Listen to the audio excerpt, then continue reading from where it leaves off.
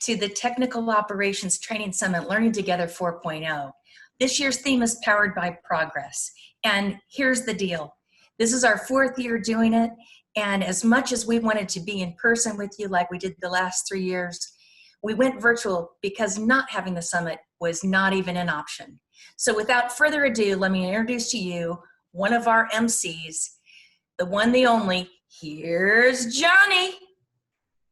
Good morning, Abby. How are you today? Great. Thanks, Johnny.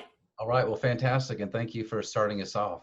Once again, this is Learning Together 4.0, and here we are for another exciting day. So thank you all for joining us. Before we get moving too far, I want to take some time and introduce our Deputy Director for some Day 2 opening comments. Kathy, are you there? Good morning. I'm here. Good morning, Johnny. Thank you for having me back. And I just wanted to welcome everyone, and for those of you who were here yesterday, welcome back to the 2020 Tech Ops Training Summit. Yesterday was fantastic. I really had a great time in there. The discussions around the course impacts and the recovery discussion were fantastic, but I especially loved the breakouts and the separate Zoom rooms, and I think I visited just about every Zoom room yesterday. So looking forward to today. Glenn Martin, Jeff Planny, later Terry Bristol, and I'm really looking forward to talking about the collaborative efforts with that we're doing between Tech Ops and the Academy. So I'm super excited to be here. I'm really looking forward to today. So let's just get on with it. So back to you, Johnny. Thanks. Thank you, Kathy. Once again, my name is Johnny Riaz, and I'm a team manager here with AJI, but for today and tomorrow, Ada and I will be serving as your MC. So as a review from yesterday for the folks who are rejoining us, and maybe for the first time, I'd like to cover down for some of the newer folks on some of our rules of the road. Obviously, we're taking things a little bit differently. We're not all nested in Norman, Oklahoma this morning. And so we're going to have to cover down on some of the rules of the road to make sure that we optimize the experience for you and us, because we want to still connect with you and we still want to deliver that message and hear what you have to say. So in order to make sure that happens, I'm going to share my screen for just a moment, and we're going to talk about a couple of things here. All right, it should be coming up in the next few seconds if it hasn't already, but my PowerPoint should be coming up. All right, there we are. Okay, so the first thing is just to keep in mind, we're asking that everyone keep in mind that the entire summit, all portions of it to include those breakout sessions from yesterday, are recorded for future viewing. And so we just want you to keep that in mind as we have this conversation. As well, we want to give you some tools to engage with us directly. And so one of the fantastic tools that we have available is on our Zoom, right here in your lower control panel at the bottom of your screen. You should have a button that says Q&A. And so that's going to be an opportunity for any participant out there to click on that button and engage directly with our panelists to talk about whatever subject we're engaging with. And we would love for you to play all in on that. Additionally, we're going to be working with Slido. And if you haven't done that yet, we'll cover that in a couple of slides. But while I'm talking about the next few bullets, it might be helpful for you to reach over, grab your smartphone, grab your Wi-Fi enabled iPad, grab your other internet connected device, whatever is not connected to Zoom, because we're going to be using Slido in just a few minutes. All right, again, we're asking for everyone to participate. We know that there's some barriers and Zoom is fairly new for most, but we want you to play all in and get really involved in the topic. So we very much look forward to hearing your questions and what is on your mind. We also know that we're dealing with being on the internet all over the country, and that comes with bandwidth concerns, and that's okay. We're asking that you be patient with us as we kind of work through that. But in addition, there's one way that we can help optimize how you view us, and that is if you were to disconnect from your PulseSecure and log back into Zoom with your regular internet browser, that should expand your bandwidth and allow you to have a better viewing experience. Also, I'd like to take this moment to remind you that attached to your calendar invite, as well as on the KSN site that we shared with you, we're going to have lots of shared files. So there might be times throughout the day where we reference a PowerPoint or a document, and that's where you can find it. All right. So again, we'd like you to engage. There's going to be several videos today, followed by some question and answer sessions. And we'd really like you to get your feedback on what's going on. Those panelists will be ready and willing to take your questions. And the way that they're going to do that, again, is through that Q&A button that's located at the bottom portion of your screen on the control panel. So if you have a question you would like to engage, we ask that you not use Slido. We ask that you click on that button so that we can filter those questions directly to the panelists most directly. For us to stay focused on the question and answers and make sure that we do the best we can, we've also disabled the chat function.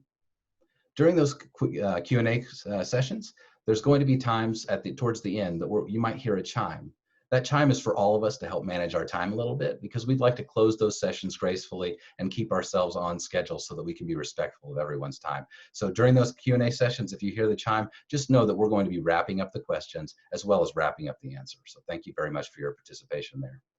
As well, when you add your question to the Q&A button, we ask that you also list your title and organization, as that will be helpful to add some context to where you're coming from in your question. If there's still some clarity issues and the panelists would like to just reach out and hear from you in an audio format, we have the ability, our control room will be able to promote you to panelist. And at that point, we'll be able to hear your voice without seeing your audio, so that we can have a two-way dialogue if there needs to be further clarification. All right, so it's now time for us to log on to slido.com.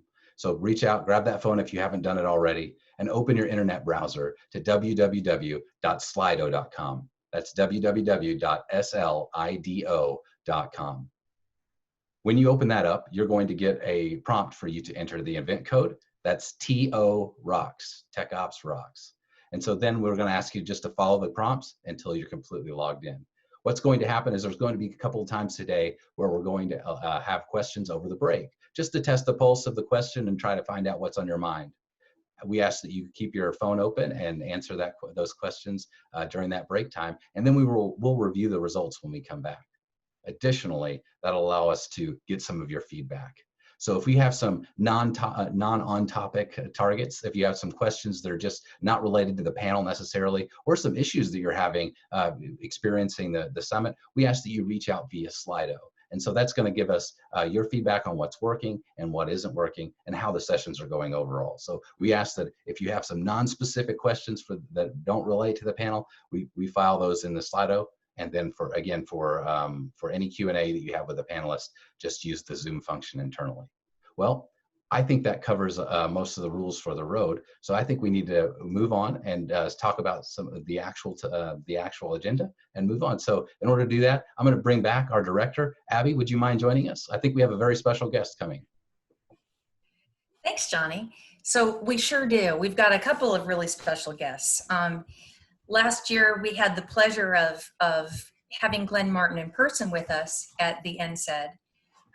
Glenn Martin is the Vice President of Safety and Technical Training, and has been a very passionate and ardent leader as he's joined our team to help really promulgate the message of Tech Ops training and really energize us around that. We're also delighted that last year we had Jeff via his FaceTime spread on the screen up at NCED. So we had him virtually last year. This year we have him virtually in a little more elegant way. Jeff Planty is our Vice President, as you all know, of Technical Operations. And Glenn and Jeff have been working really intensely over the last year in helping us really focus both organizations around the needs of training. So without further ado, it's my pleasure to introduce my boss, the one, the only, Glenn Martin. Glenn?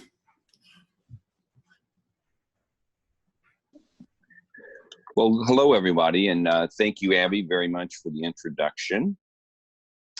I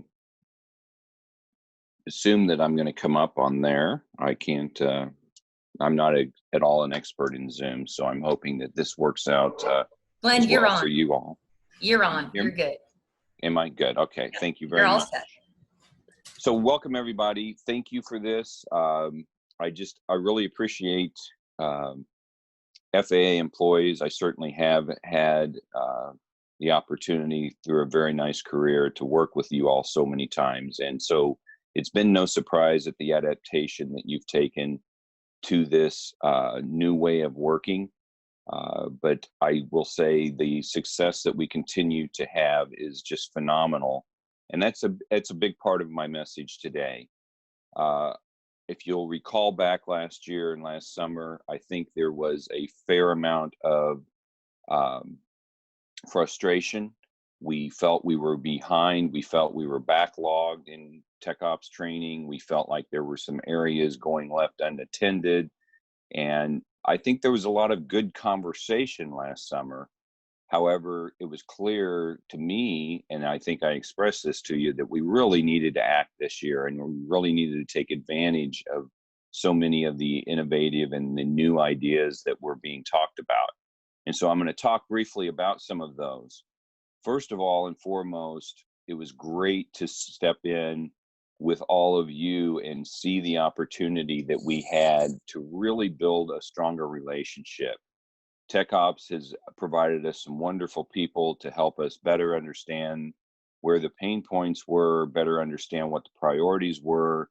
And then the Aeronautical Center and the Academy have just been phenomenal to sit down with us and try and really scope out where can we move forward to address people's needs and really make a difference.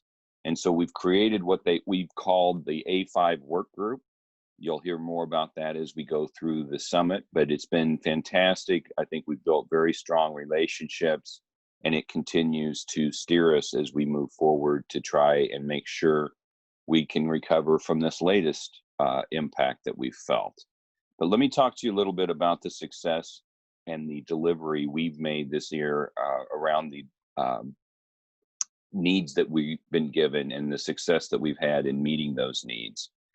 I think the biggest challenge with this virtual is it's just hard to really fully get out and recognize everyone. I wish I could somehow figure out how to zoom in on each of your videos as I go through this list, because you really are the ones that did it and you deserve the credit for it. And that's how I would have presented this had we had a chance to get down to Norman, because so many of you worked so hard on these things.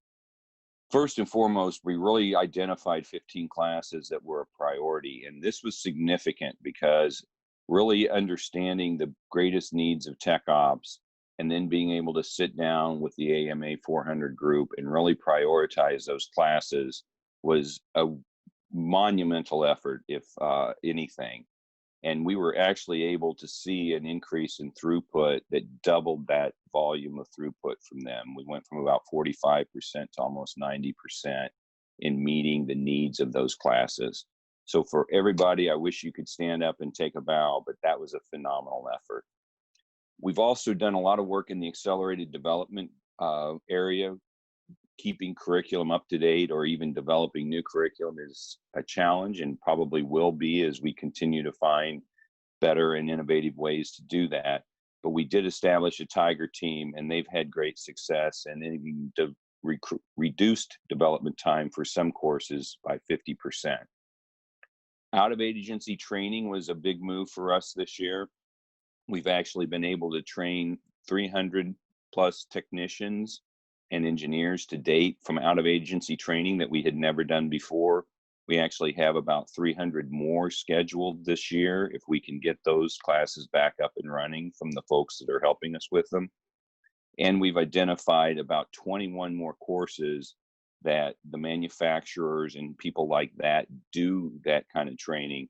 And so the idea here in all of this is to make these options available to our folks in technical operations. That way, when people can't travel and they need to find it locally, or when people need it now and we don't have a class scheduled, these are the options that will become available to tech ops managers to meet these needs and get people the training when they need it. We've also exercised the field training. Appreciate all the efforts from the tech ops folks out there that have done this. We've ran about 108 students through those training courses that are available, and we're certainly actually have a work group trying to identify where this makes sense. This is probably another wave of the future as tech ops begins to work its way into its maintenance strategies and the way that it wants to deliver its services. Being able to have locations closer to home or in the pockets and areas that make sense for you at least you may have the option to run the class from there. That may mean someone from the academy going there and teaching the class. That may be more virtual. But the idea here is to make sure we have additional manners to deliver training and to get training delivered to you when you need it, where you need it. And so we'll keep going on that. We are delivering on Plan 1.0 and 2.0. This is a tool to replace the CMRIS, CIMRIS, I think is how it's pronounced. But this is really focused on making sure TechOps has a way to set training plans in motion and then keep track of that training and be able to really drive us to better needs around when you're going to need training and what that training will be. 1 and 2.0 are both scheduled for delivery, and we'll continue to develop that program to improve on those processes. Technology-wise, technology has become obviously even more important as we try and figure out how we can do things more remotely, more socially distanced. Everyone, of course, is concerned around employee health and where we're going with that and how there will ever be some kind of normal like we were used to before. So we're working very closely with another work group around the technology and what can we deliver to you and how best would we do this in the future as we're working toward a capital investment around training transformation. Lastly, I just wanted to comment, and I hope you get to see some details around this as far as we've done a very extensive look at engineering training. That was definitely a subject heard loud and clear last summer, and we are well on our way to having defined what a training path could look like, and we're ready to take on and move into that area. So as much as some of you think of us providing air traffic and tech ops training, this is a big deal and an opportunity for us to really add a third wing to our overall training strategy and training delivery through AJI in bringing on the engineers and giving them that training and that critical understanding of the FAA as they join us and begin their careers. So again, just a really appreciation to all of you. I wish we could have done this in person and let each of you stand up and take the applause and the appreciation for all of the work that you've done around these things. It's been a wonderful year. I appreciate everyone that has stepped up. We've gotten a lot of things done. We have a lot of things going that are good and that are moving us in the right direction. So it's been an exciting year, but it's all because of the success that you all have brought. So I want to thank each and every one of you for those efforts and appreciate everything that you continue to do, certainly for AJI, but more importantly in getting the folks in the field and our technicians and our engineers what they need so that they're mission ready every day. With that, it's my privilege to introduce Jeff Planty, our Technical Operations Vice President, and just take a moment to really thank Jeff. Not only has he obviously been so involved in having to work through the impacts that we felt over the last couple of months, trying to figure out and make some very difficult decisions on certainly maintaining the safety that we have in the NAS, but also really, as you know, Jeff, very focused on employees and how we can take care of our employees. And he's not only done that as a very significant leader in the ATO, he's actually representing the ATO very much to the agency and the department. And I just can't thank him enough. And it's a privilege to introduce to you, Jeff Planty. Well, thanks, Glenn. I really appreciate that. That's a heck of an intro. And good morning, everybody. I hope I can live up to it. Seems I'm destined to join you, as Abby said, virtually, but glad to do that. I was really excited. I actually, with Glenn and I and the other officers group planning a lot of activities, postponing a lot of activities, I was anxious. All right. Well, we'll see if we can't reconnect with Mr. Planty in just a moment. In the meantime, let's go ahead and transition to a video that we prepared from last year's summit and see if we can't get those connection issues back, and then we'll bring Mr. Planty back on. Okay, thank you so much. I appreciate your flexibility.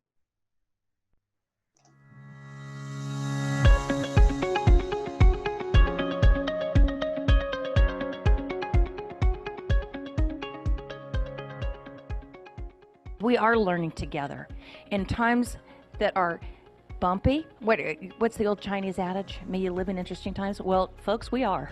And what a wonderful opportunity to bond together to figure out the way forward that's best for the people we all serve. So why are we up here? Why did they ask us to talk? You know, is really to provide insight to you all on how we plan to make informed training decisions. This is such a great opportunity for us to learn from you about your training needs, to learn a little bit about us within technical training and what we provide, what we offer, the technical expertise that we bring. We want to get to the point where we can deliver to you the knowledge and skills that you need at the times that you need them, not just one time in Oklahoma, and then we expect you to fulfill your whole career. Our vision and mission is knowledge and skill transfer to the right person for the right reasons at the right time in the right place. Because one size fits how many folks? One. Right. It does not fit all. Right? There is so much work to do. It's really very exciting when you think about it. There's so much work to do. Gee, there's some important things that tech ops do, like preventive maintenance, corrective maintenance, planning maintenance, and then the stuff they have to do, like administrative and other duties as assigned. I hope for me that you leave here very inspired, because it's going to take us to find the momentum to change what you've been doing for so long in technical operations training. It's time for big changes. It's time to commit to new tools and new ways of learning. And that's going to be hard until we get the momentum with all of this group to get there. Just as important as how training is managed is how it's delivered. One way we're working to more efficiently deliver training is through modularization. It's about leveraging technology to make training more flexible, so we're getting the right training to the right person at the right time through the right tool. And another way is to leverage mobility by developing on-demand training content that can be accessed on mobile devices currently being delivered to the field. Relationships will continue to grow in the areas of trust, teamwork, and communication. I'm looking forward to being part of a process of delivering world-class training that adds value for our people in support of safety in the NAS. With future resources dwindling, staffing, and funding, efficiency of processes and quality of product deliverables will be tested on their overall value. Working together has a great difference between failure and success. Please know that alone we can do little, but together we can do so much. I'm very proud to be part of such a great team. You're going to make progress this year. I promise you I've heard loud and clear, and you can bet next year, the first thing I do when I get on this stage is I'm going to show you what we got accomplished this year.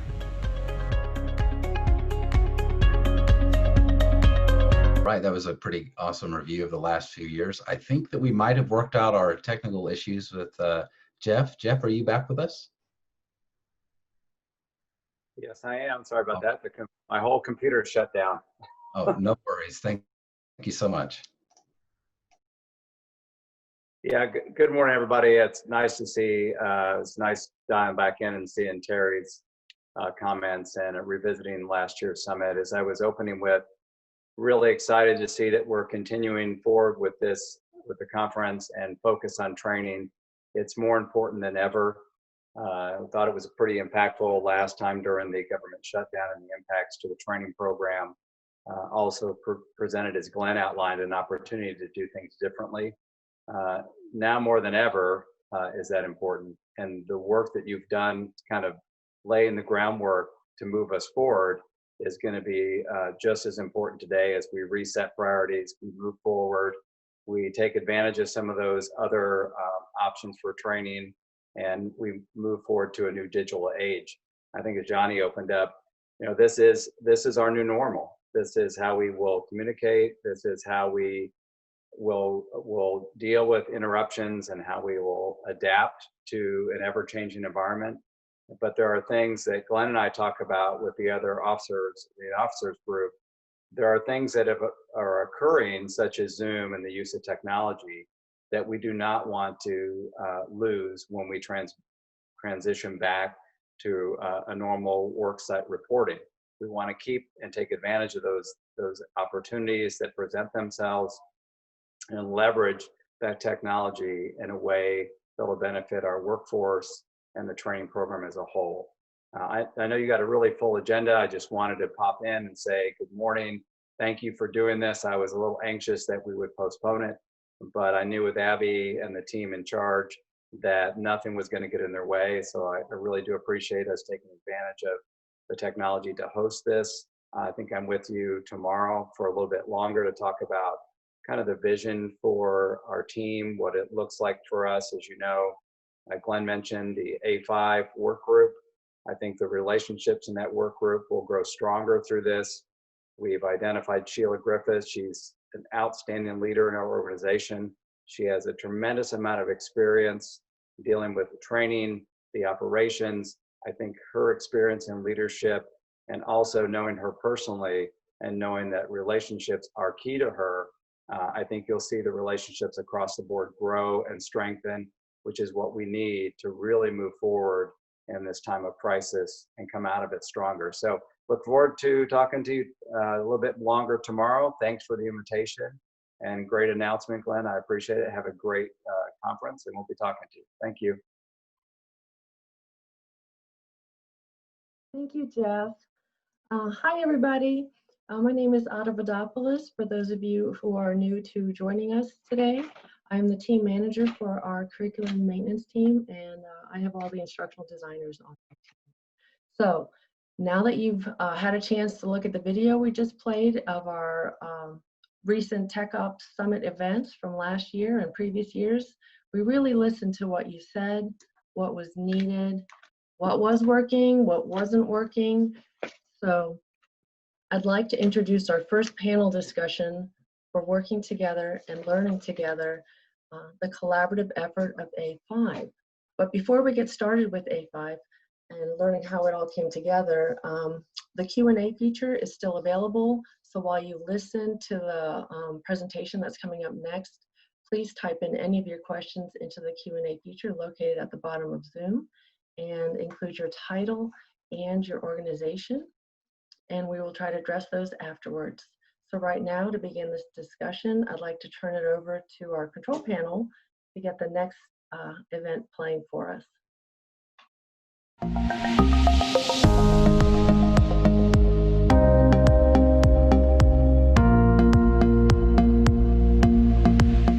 Hi, this is Abby, and welcome to our first panel discussion about A5.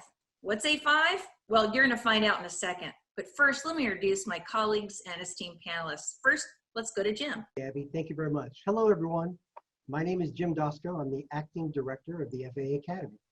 And now, Sheila. My name is Sheila Griffith, and I am the executive sponsor for AJW Technical Operations Training. Wondering what A5 is? It's a little different than a high five, but I would have to say that we need to high five everybody for the work that's been done around A5.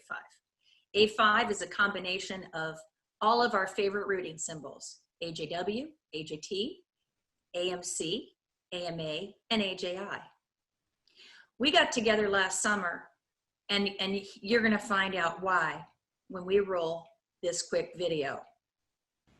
But what I will tell you is resoundingly said to me, and what I hear you say is, then let's get it done. Let's do it.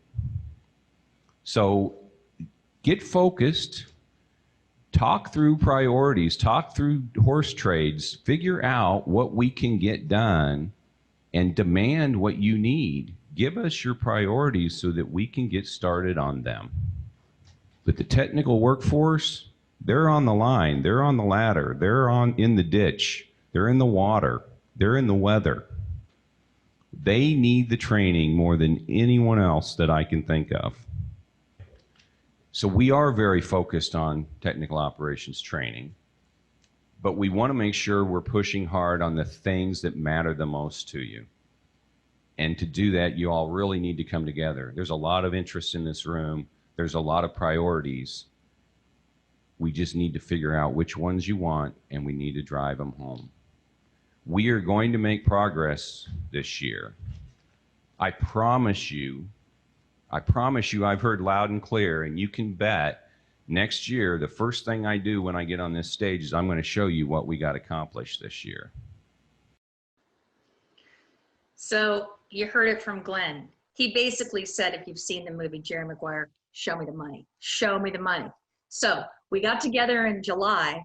Jim conveniently had arranged to go on vacation. So I think he was in the right place at the right time. But Jim, once you got back from vacation, what were your impressions about what we talked about in A5? Thanks, Abby. It was awesome. When I got back from vacation, rolled up my sleeves, and we all got to work. And it was really obvious that everybody was focused on meeting the field's priorities, meeting the field's needs. And it was a really excellent environment to have that feeling where all of AJI and all of AMA and AJW were working together towards one common goal, which was meeting the field where they needed to be met, giving them what they asked for, giving them what they needed, and delivering Tech Ops training at the Academy. Thanks, Jim.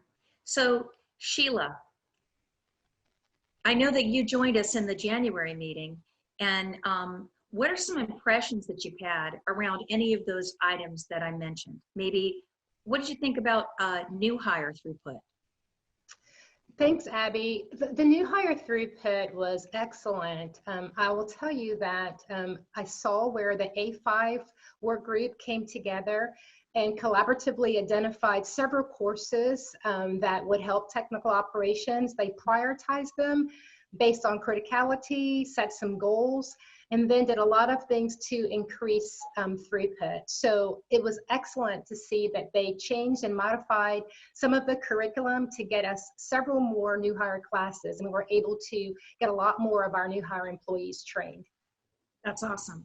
Jim, when we think about throughput, I know that the Academy had some real challenges around that. You want to talk about some of the things that you did internally? Yes, thanks, Abby. You know, after we had the priority classes set in the Academy, or realizing through AJW what they needed, the Academy, we quickly realized that we didn't have our instructor workforce in the right places where we needed them. So we had to reassign and basically reallocate our resources to the right courses to meet the needs, to meet those high priority needs within AJW. So the Academy team worked together with, we worked with AJI and AJW. As we worked to reallocate our resources, we then identified where there may be a gap existing. And with AJI and AJW, we worked together to find alternative solutions to meeting those gaps that we didn't have the resources on board to fill. And we collaborated on utilizing details or other creative solutions to getting the right kinds of instructors, to the right courses at the right time. So as you all heard in the video from Glenn from last year, it was a really serious call to action for all of us. But it wasn't just a call to action for technical training or for the Academy's AMA 400 division. It was a call to action for Tech Ops too. It was around the priorities that Tech Ops needed. So Sheila, can you talk a little bit about prioritization from the Tech Ops perspective? Thanks, Abby. Tech Ops really appreciated being a part of the A5 work group where we had an opportunity to express what was really important to us. We appreciate the prioritization and all the efforts that went into collaborating and identifying these courses and then setting some goals, as well as prioritizing them so that we could increase our throughput, as well as do some course development on courses that had not been available to us for a while. And I think we were all trying to answer the call to action that Glenn Martin provided to us earlier, is to get something done. And I'd like to say that it's really clear that with the A5 team, there was a lot that got done. There in so many different areas. I mean, we started with course development. We also looked at student throughput. We've even been able to track metrics with our new hires that we did not have before. So there's a lot of behind the scenes work that's going on that's really helping the Tech Ops training community move forward. So there are lots and lots of accomplishments, and I actually can really see that increased focus really moving the Tech Ops training into the position that we really want to be. And it just sets the stage for us to do some more creative training delivery, and some things later to help us meet more of our unmet training demands. Sheila, what are you most proud of? Well, Abby, I am really proud of several things that have gone on. And even though I was not directly a part of it, as a member of Tech Ops, I've been a direct recipient of some of the efforts that have gone on with the A5 work group. So I'll start off with course development. We had several courses that had been unavailable to us for a while. And the efforts of the A5 work group have got those to the focus, and we are getting really close to having those being delivered. Micro eArts, ECG, ERAM management. So those are all really big wins for Tech Ops. And in addition, I'm extremely proud of all the efforts that have gone on to help us get some of the out-of-agency courses, the chillers, the building automation systems, as well as some of the fire suppression. Those were much needed courses for our core facilities. And the other thing that I'm extremely excited and extremely proud of is all of the efforts that have gone towards for throughput. I mean, we've had significant increase in course offerings. So we've been able to get a lot of the courses that would prior to A5 been unmet. There's been a significant increase in student offerings. And so we've had a lot more classes that we're able to offer to our Tech Ops community.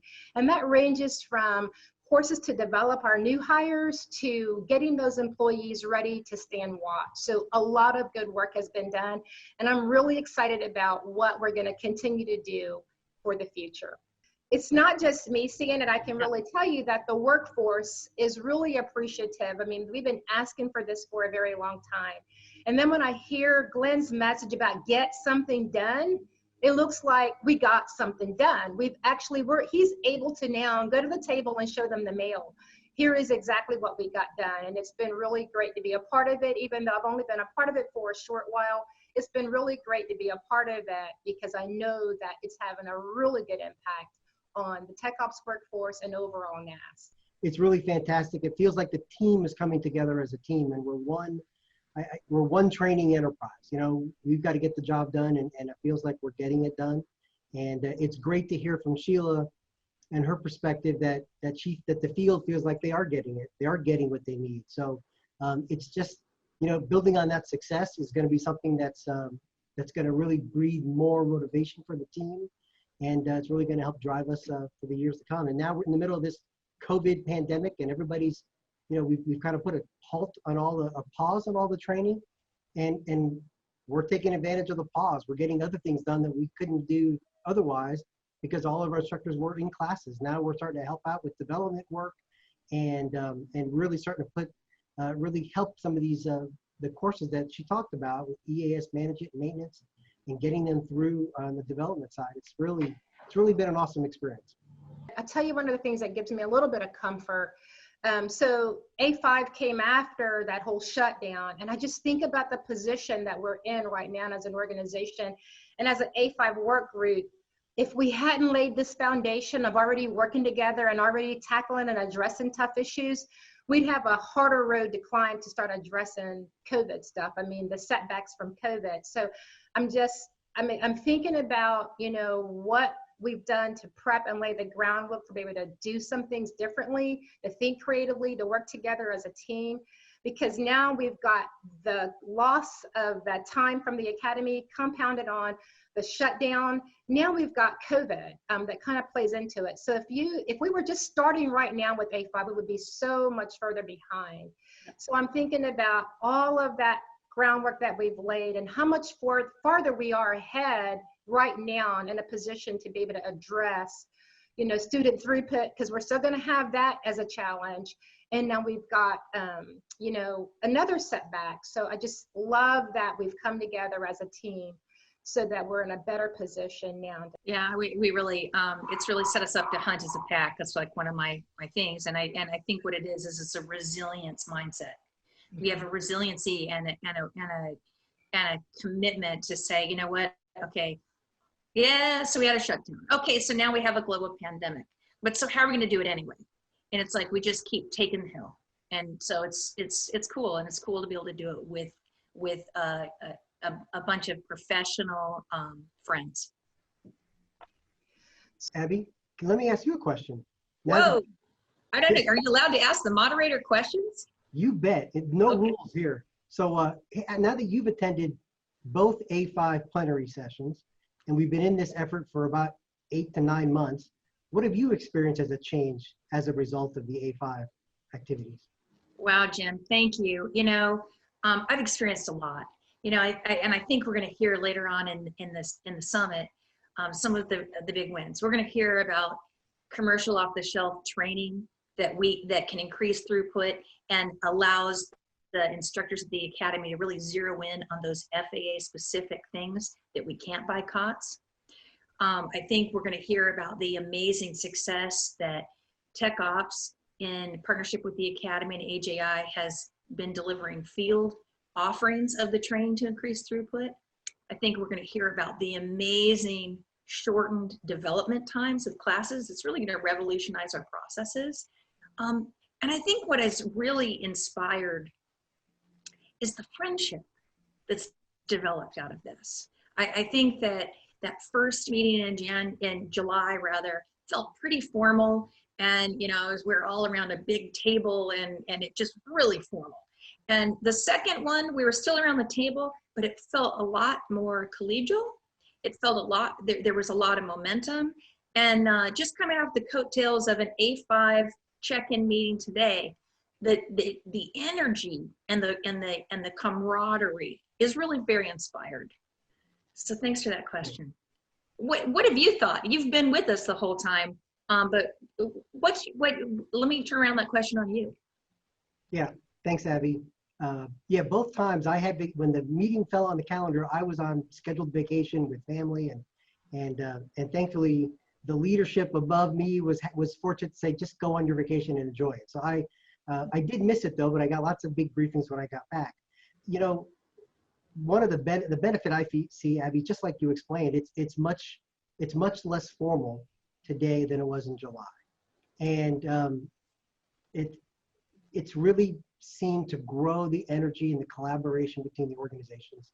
All three of the organizations are really strategizing together. We're working together as a team.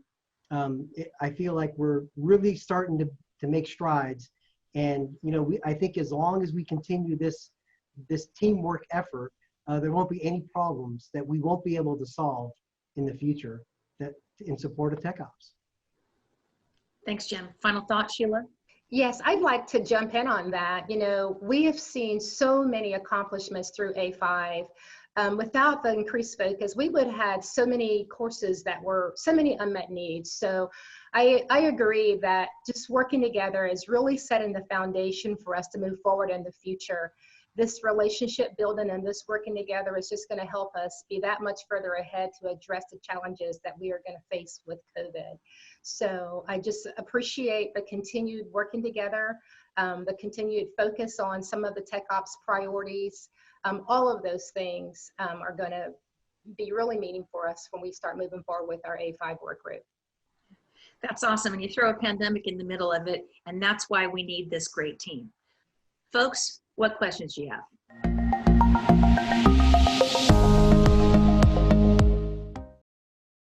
Hi, everybody. And thank you so much, Abby and Jim and Sheila, for that really great conversation and discussion that we had about how A5 all came together and how it's working. So now we have some time to go over some questions. So I'd like to invite the panel up on the screen. Abby, come on in. And Sheila, if you're there, just unmute your microphone and your video so we could see you as well. And hi, Jim. Hey, Ada, excuse me. And I think I saw Sheila there also. So there you are. Hi. All right. So I have, I'm looking at some of the questions that we're getting. So one of the questions I think is actually quite interesting, and Abby, this one might go for you, is what are our thoughts if we went into an A6 team, and that would be including the program management organization, to be a member of that team? Yeah, so I mean, hey, you know what I say? The more acronyms, the better. Actually, you know, if you know me well enough, you know that I'm not a big fan of acronyms. However, I think the important part is I'm a big fan of inclusion.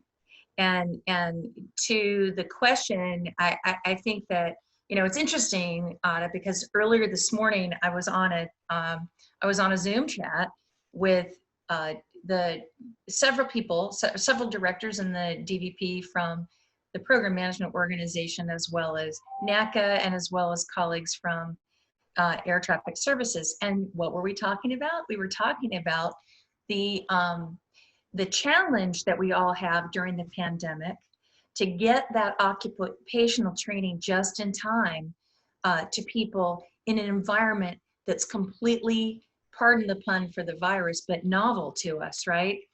And so I think it's a great idea moving forward to invite the program management organization into the family.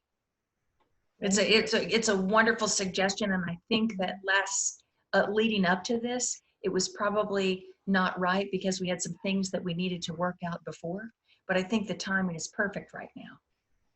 Yeah, thanks. Excellent. So there was another comment that was asking that our revision and development time is being greatly reduced. And I know that is something that we're going to get into later during our discussions, but maybe there's what might have changed to lessen the time?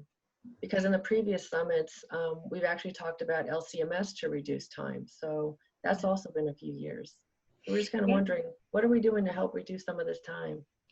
Well, so Ada, what I would say is I might turn that question right around on you, my friend, because you are the manager in charge of curriculum development.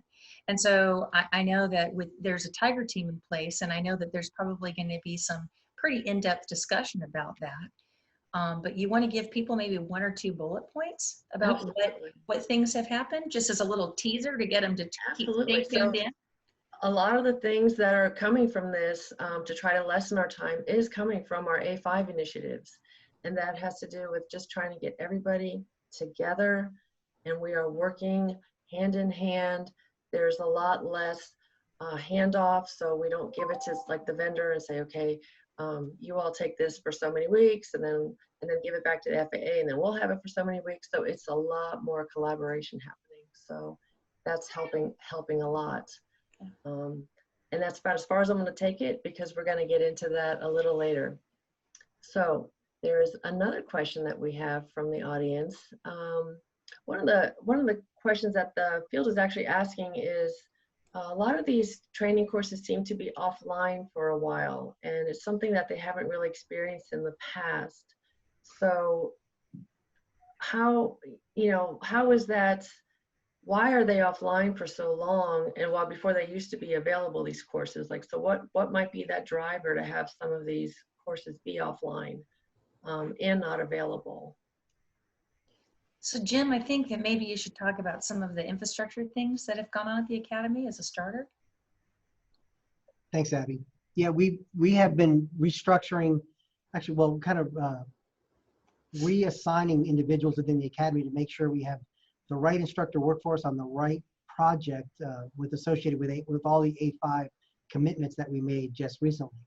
And that question is a great question. One of the things we're doing right now because of COVID is because we're not delivering as many classes as we'd like to because we don't have folks here, we've got our instructor workforce working really closely with AJI. We're collaborating on doing some of the rewrites of some of these courses, specifically on the ERAM courses, management and maintenance. We're working closely with the instructional systems designers and the program management office to make sure that the scenarios that are developed in those training programs are spot on to have the right kind of training for the AJW workforce when we come back to training in the Academy.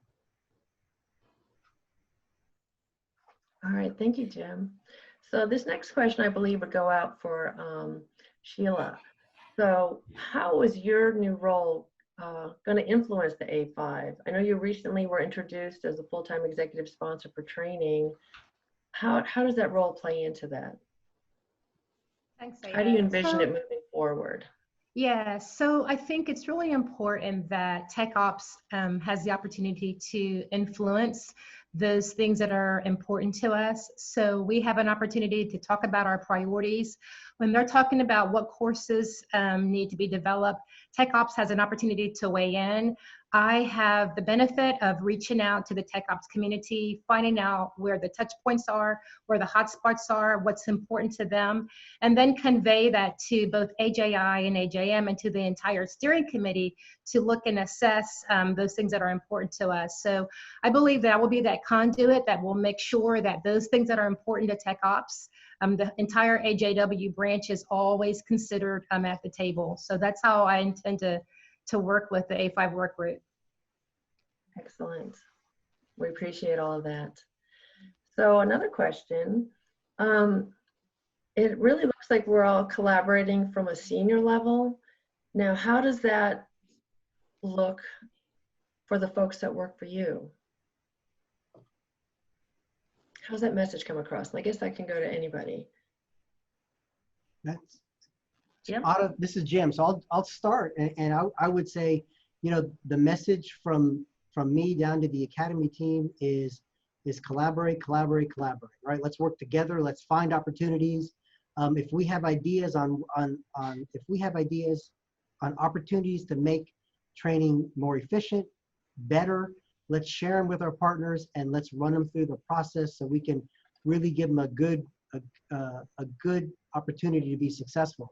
And ideally, I think, like I mentioned earlier in the panel discussion, that, you know, I really see the collaboration starting to build with the team. It's a long way coming, and we're better. We're in a better position today than we were a year ago or 8 months ago when A5 started. But, you know, Ada, you're on the team. You're one of Abby's employees. How do you think it's working? I think it's a good question for you, and I hate to put you on the spot. I actually think it's been working really well. A lot of the message that we receive, we do channel it down to our employees. We want to keep everybody in the loop. There should be, everyone pretty much should know A5. You know, like if they hear that word, we know that is our hot ticket item. It's very important. It is something that everyone is aware of. Everyone in the background has a part in it. So, or if they have not, they will one day, which kind of leads me into another question is to, are we looking at A5 or A6 or A7 or however many A's we're going to add to the acronym list as something that's more permanent, that's just going to continue throughout the years? So Ada, I think that A5 is a great A5, A6, A7. I mean, high 10. Whatever the number is, the point is institutionalizing for the technicians and the engineers and technical operations in this case. Our laser focus as an enterprise on them, because it's never been about any of us. It's been about serving the front line with the right occupational training when they need it, where they need it, and why they need it. And so I see this as a start, as maybe not a start, but a really intentional delving into getting out of stovepipes and working across lines of organizations to make sure that we get people what they need. And I think that I hope, we plan to have this really become part of our cultural fiber as we move on. I don't see this going away ever. I just see it becoming more and more the way we do business, not as a novel way of doing business.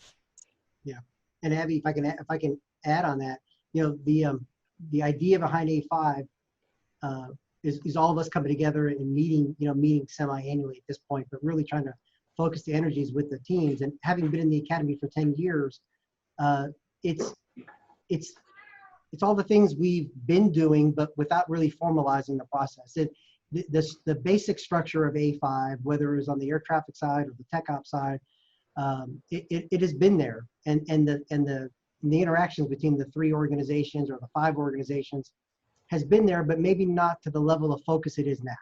And what A5 has done is kind of risen that level of focus to really focus on the end customer, like the engineers and technicians, air traffic controllers, that entire focus. So that's the benefit of the A5, and one of the things I see that's really been positive, echoing on your message of institutionalizing the relationship. Thank you, Jim. I agree with everything that you all are saying, and I think it's a great initiative. And I really like this one question that Mark Allen had asked. He asked, how can the field help headquarters help the field? In other words, what can we do to keep this good trend continuing? Sheila, I think that's you, girl. I say that's Sheila. well, I will take that. So I'm glad that we've got AJW, our workforce wanting to help us. And so we are going to be reaching out to the workforce, looking for some ideas. We're at this point where we've got to be innovative. We've got to have some fresh ideas. We've got to think about some different ways to deliver training. So we're going to be looking for SMEs. We're going to be looking for our workforce to help us with that. So you can help us by providing the information to your frontline managers, getting that information to your managers, and getting that information to me. I didn't comment on the A5 work group, but I'm looking forward to taking all of those ideas, all of the input that you have to get that incorporated into what the A5 work group is doing. Our priorities continuously change, and it is just good to be able to influence the direction of training and let them know what it is that we need and when we need it. So we'll just continue to reach out and look forward to you sending me your information, and I'll make sure that it gets captured and we'll work with the A5 work group. Excellent. Okay, so a lot of times when we hear A5, we hear like, oh, it's the top 5, these are the top 5 courses. No, these are the top 15 courses. So there's a lot of numbers associated with the courses. Can one of you speak to what exactly are the top 15 that are the main focus right now of A5? I've heard some of the acronyms discussed during your panel presentation. Maybe we can go into a little bit more of what are those top 15 courses so the field would get a better understanding of what it is we're really focusing on. So some of the classes that we identified for our top 15 focus were just those that we needed right away. They were critical to our new hires. They were also critical to us for stand and watch. And so we just identified 15 in the beginning and prioritized those. I wasn't on the initial team on how they came to those 15, but those were 15 courses that we had heard from the field that we need to have these classes right now to, again, for our new hire workforce, as well as to get our employees ready to stand watch. I believe that those 15 classes will change over time. We've met some of the demand this fiscal year, but our priorities will continuously change. And so it might be 15 now.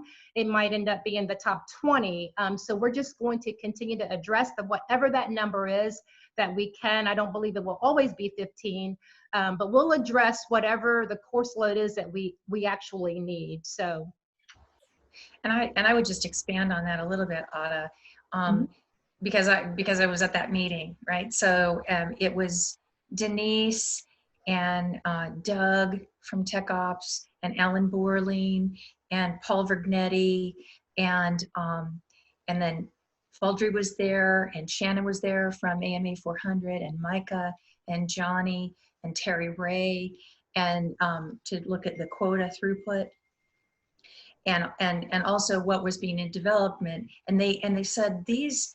So, and there was, it was an intense discussion to really look at what were the most pressing things and what do we want to rejigger and maybe set aside so that we could really laser in on these things. And I think the intent of the 15 was not a number, but rather a priority. I think it's going to look really different, and I think Jeff is going to talk about that a little bit more tomorrow as the operations concept of how Tech Ops is moving forward is changing. And so so that worked for the first year. I think that when we all get back together in June, and my guess is it's going to be on Zoom, that we'll have a really interesting discussion about where we really want to focus in to make sure that those technicians and engineers get what they need. So Yeah, it may Abby, not- I was just going to add back to that. So I think you're right. I think that it wasn't necessarily a top 15, Right. but it was 15 courses where we didn't have a lot of throughput, that we wanted to focus on increasing student throughput. So those were the 15 that we viewed to go ahead and get a start on. They weren't our top 15. They were just areas that we saw an opportunity to increase, and actually we were able to do that. So Abby, as you mentioned, the next A5 meeting is coming up in June. Yeah. Yeah, okay. So looking ahead, it may not just be 15. There may be more, there may be less. It all depends. It's really not about the number. It's about the priority. It's about what do we need to say is, because everything can't be equally important. Exactly. And it needs to align with the needs of tech ops, operational concepts, and what the needs that they have to fulfill the mission and stand watch. All right, so I don't know if you all noticed, but there was a little bell that sounded, and that means that's our 2-minute warning that our time is coming to an end. So I just want to take a moment now to thank you all, Jim and Sheila, for joining us today. And what a wonderful discussion, and the A5 initiative. We're really looking forward to the future of that and making sure we do hit the needs of what is needed, and we're here to try to help and make sure we're there and we get it done. And thank you so much, Abby. So at this time, I'm gonna turn it back to Abby. Jim and Sheila, thank you again. You are free to go and enjoy the rest of the summit and the rest of your day. Thank you again for your time. And Abby, I believe you will be introducing someone here just shortly, and I'm going to hop out as well. So thank you very much. Bye, everyone. Bye, Jim. Bye, Sheila. Thank you. And thank you, Ada. Well, we have, so the guest that I'm going to be introducing, I think, is no stranger to anyone. She has been in the air traffic organization for over 25 years. She has done program management in the program management organization. She has been a director of operations in air traffic, I guess it was terminal services at the time. She was the first vice president of the service centers when the service centers had their own service unit. She was a powerful force as the vice president of technical operations for several years, and really blazed new trails in deep collaboration with PASS and with labor. She was the deputy chief operating officer following Rick Ducharme, and working under David Grizzle, while David Grizzle was our chief operating officer. And for the last several years, Terry Bristol has been the chief operating officer of the air traffic organization. So we are thrilled that this year Terry was able to join us. Last year she had wanted to, but she got called away to an international meeting. She's been a huge proponent of tech ops, and I know one of the things that's been really important to Terry all these years is making sure that the workforce has their training. When Terry talks about often what keeps her up at night, I've heard her say so many times, it's chillers.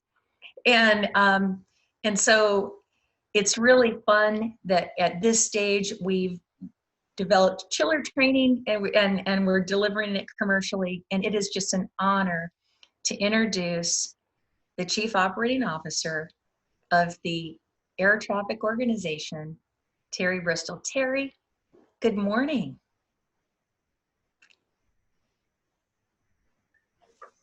Good morning. Let me get my video. You have my video too? You look great. Yeah, you're on. You know, it's funny. First of all, it's a pleasure to be able to talk to folks. I wish we could all see each other in person. Abby, you look great. You really commend the whole team, and I know that you've already gotten underway and started, and I just wanted to say welcome to this training summit. What a unique opportunity. I know it feels different to everyone, but this year has been unprecedented in so many ways, including the way that this summit is being performed. It's virtual, like many of our meetings now. We're not there in person. And although I'm sad that we can't all be together, I think it's really important that we're all social distancing. So, so congrats to the team for getting this underway. As I had said last year, training is certainly one of my top priorities. And I really like the theme of this year's training summit, Powered by Progress. I think it's an important indicator of leadership's commitment to producing positive training outcomes. I'm especially proud of the leadership that Safety and Technical Training, Technical Operations, as well as the FAA Academy have shown with the creation of collaborative work groups. These efforts have led to immediate improvements in student throughput, and they've resulted in focused priorities.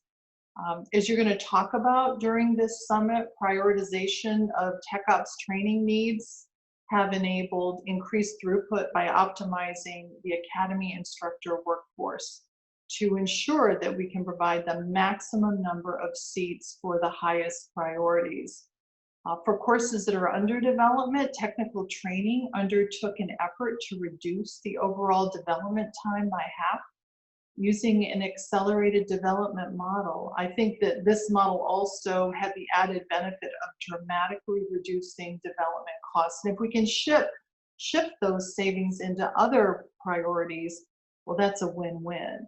Other examples of thinking differently to reduce positive training outcomes included technical training and TechOps, offering to provide manufacturer training for equipment that's not unique to the National Airspace System, and delivering academy training using field instructors at local sites. So together, these out-of-the-box initiatives are reducing the training backlog, and they're helping to prepare technicians to perform safety critical risks. And the last thing I wanted to touch on was that technical training has been extremely focused on improving the training needs predictability through projects like Predictive Learning Analysis Network. And it's also leveraging technology to forecast training needs and provide training paths to hire new technicians. So certainly as we look to the future, I'm confident that the training community will continue to reach for even more ambitious training objectives, and that will creatively respond to challenges like COVID-19 to deliver flexible training solutions to the right person at the right time using the right tools. Technical training has already started leaning into this by pursuing training technologies and a capital investment plan by collaboratively developing training requirements for previously underserved TechOps groups like our engineers.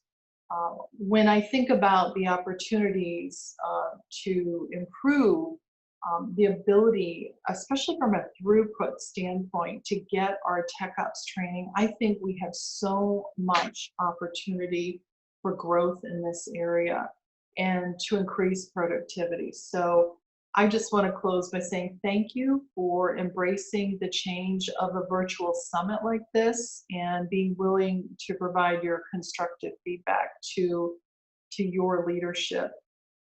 You're a resilient group and you're inspirational. So we have such a great need out there when it comes to training and TechOps, just by virtue of the huge number of courses that we have. You know, I'm really excited for all that you guys can do. I would just say keep up the good work, and thanks for leaning in on this, Abby and the rest of the team.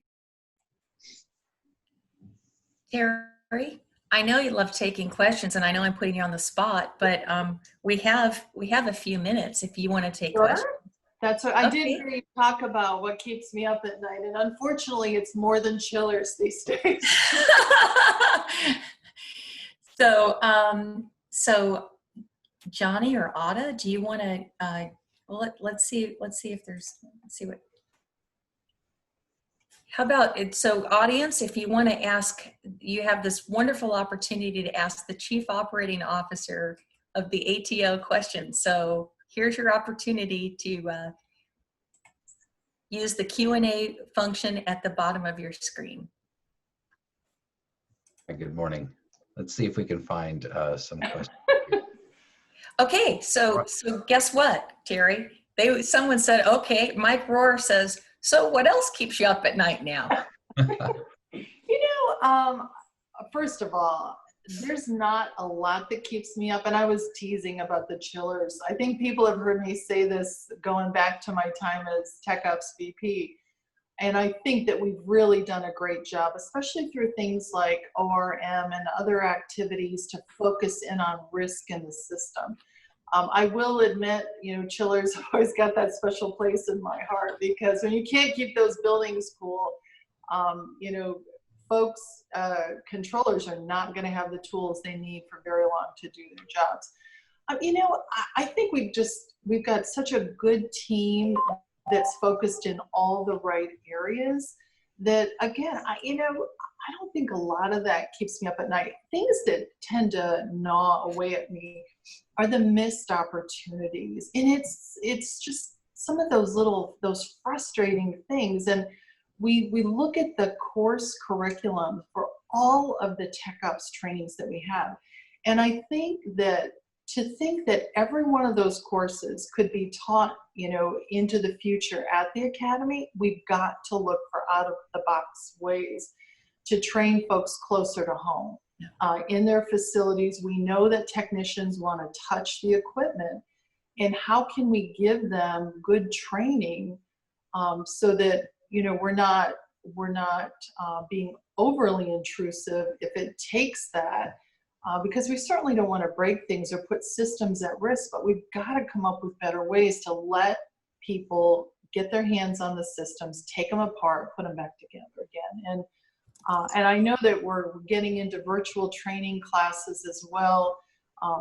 And so I think the sky's the limit. We've always talked about what the future opportunities look like around training. And I think it's just so diverse in the whole TechOps domain.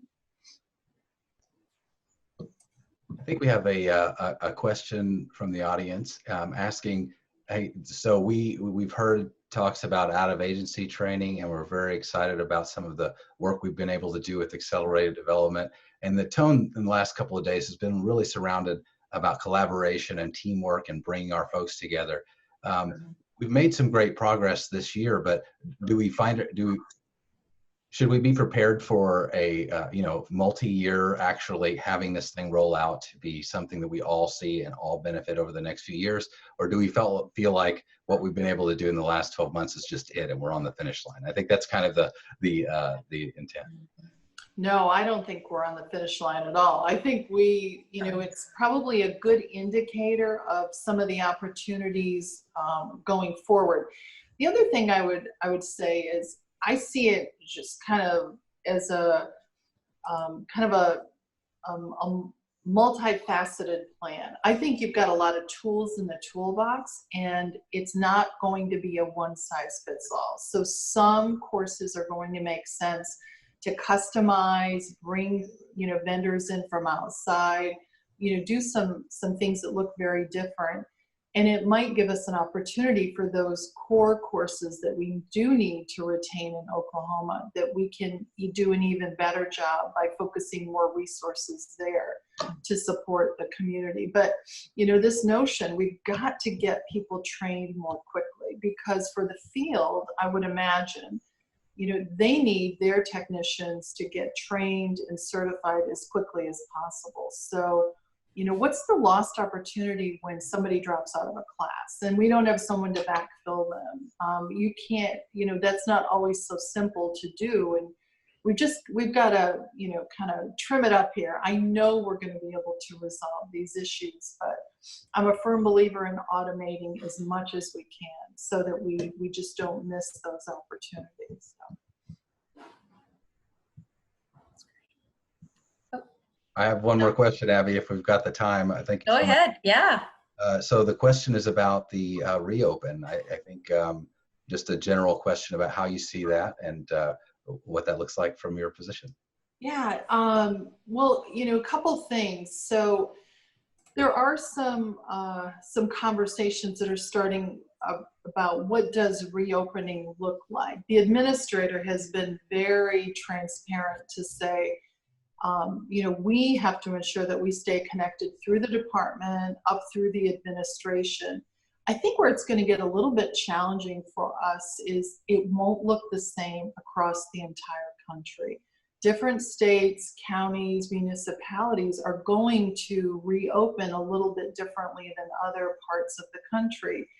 But in all cases, we're focused right now on what do restarts look like. So if we think about our administrative buildings versus our operational facilities. We've sent a lot of people home to work remotely, and we've also got folks in our operational facilities perhaps reporting a little differently than they have in the past. In tech ops, they may be reporting to their remote facility as opposed to coming into the building. And as we think about coming back, through these various phases that we'll have to acknowledge, how do we do that? It's not going to be we just turn everything on to go back to the way we used to do things. And in some cases, we may not go back to those ways at all. So we're going to have to walk through this together, figure out what it looks like, and just make sure that we're really focused on the safety of our personnel first and foremost, so that we can deliver a safe and efficient product to our customers. So, but I will commit to everyone. We will stay connected. We want to stay connected with labor as well, just to ensure that we're all managing our expectations and we've all got the latest information together, so that we can really epitomize what it means to work together as a team. Well, thank you so much for taking our questions. Abby? Yeah, so, and Terry, I know that you literally have got the challenges of the NAS at hand right now from your home office. And so, this is my dining room right now. You're what? I'm in my dining room right now. You can't tell because but it doesn't look like it. It looks like you're in a wonderful studio. So anyway, we really appreciate you taking the time out to say hello to the employees and wonderful people of the Air Traffic Organization and of the Academy that are tuned in. So thank you so much. Thank you for what you do as our leader, and have a wonderful day. Well, thank you guys. Thanks for, I know virtual sometimes isn't the optimal forum, but I have grown to really appreciate what Zoom can do. And again, thank you for paying attention and participating in this important meeting. And I'll look forward to seeing everybody very soon, I hope. Take care. Terry, thank you so much for sharing with us. It's a rare privilege for us to hear from you directly, and we really appreciate you taking the time to join us. So at this time, we've been at it for a while. So if the control room could put up our break screen. Hi, and welcome back. That was a really awesome way to start the day. We got to hear from Glenn Martin, the VP of AJI, Jeff Planning, the VP of AJW, and then COO Terry Bristol. That was a fantastic opportunity, and we're so grateful for the time that they took. All right, so as we talked about this morning, the A5 and some of the initiatives we've talked about, a lot of details have come up in that conversation to include the top 15 and accelerated development and all of these specific tools that you may have heard about. And I see in our questions, we've got some really poignant questions, and I'll assure you, we'll get to those questions. They speak specifically about what courses were there, and can we talk about transparency and who's involved in these developments. And those are fantastic questions. And I think that's what we're going to see as we progress to the rest of the presentations. But our next presentation is going to be specifically focused on how we were able to get together and work together more collaboratively just for instructor optimization for the courses that are taught at the Academy, and how we can better meet the needs of the field. And so those are going to be specifically the targets of our conversation. And then we're going to follow this next panel up again with an opportunity to engage directly with the panelists and ask some of those more detailed questions that I see that are rolling in. So I'm very excited to do that. So in order for us to do that, I think we're going to transition over to the control room, where Micah is going to host us as a moderator for a few minutes.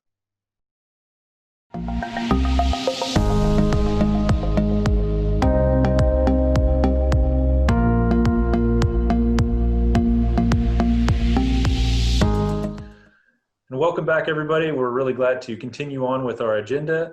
We're on day 2, and today we're going to be talking about instructor optimization. And really what that means to us is, how do we get more throughput at the Academy? I'm joined today by a couple of gentlemen here that will be discussing the details of how we did that. I'll first introduce myself. If you haven't met me already, again, my name is Micah Campbell. I'm the Group Manager for Technical Operations Training Policy and Programs out of AJI. And I'm joined today by Valdry Buford. If you will, just take a second and introduce yourself. Tell us a little bit about your background and kind of how you got here, please. Hello, my name is Valdry Buford. I'm currently the Technical Operations Division Manager at the FAA Academy. Prior to coming to the Academy, I was a technician with the Logistics Center, a panel tech with flight inspection, as well as an instructor with the FAA Academy in the automation area. After leaving the Academy, I went down to New Orleans, where I was the SSC manager there prior to going to Houston Center as the ZHU Automation Manager. Been back at the Academy now about 3 years. Well, that's fantastic. Sounds like you've got a good breadth of experience, Valdry. We're glad to have this conversation with you. I'm also joined by Alan Borling. If you will, Alan, just go ahead and give us a little bit of background and introduce yourself. Yeah, thank you, Micah. My name is Alan Borling. I'm currently the Technical Training Liaison for Operations Support, which is AJW1. I've been in this role for about 2 years. My position of record is a Tech Ops Manager based out of Pittsburgh, Pennsylvania. I started my career as a technician. I've also been an SSC manager, an ops support manager, and a technical auditor. Alan, thank you so much for your introduction. It's great to see you again.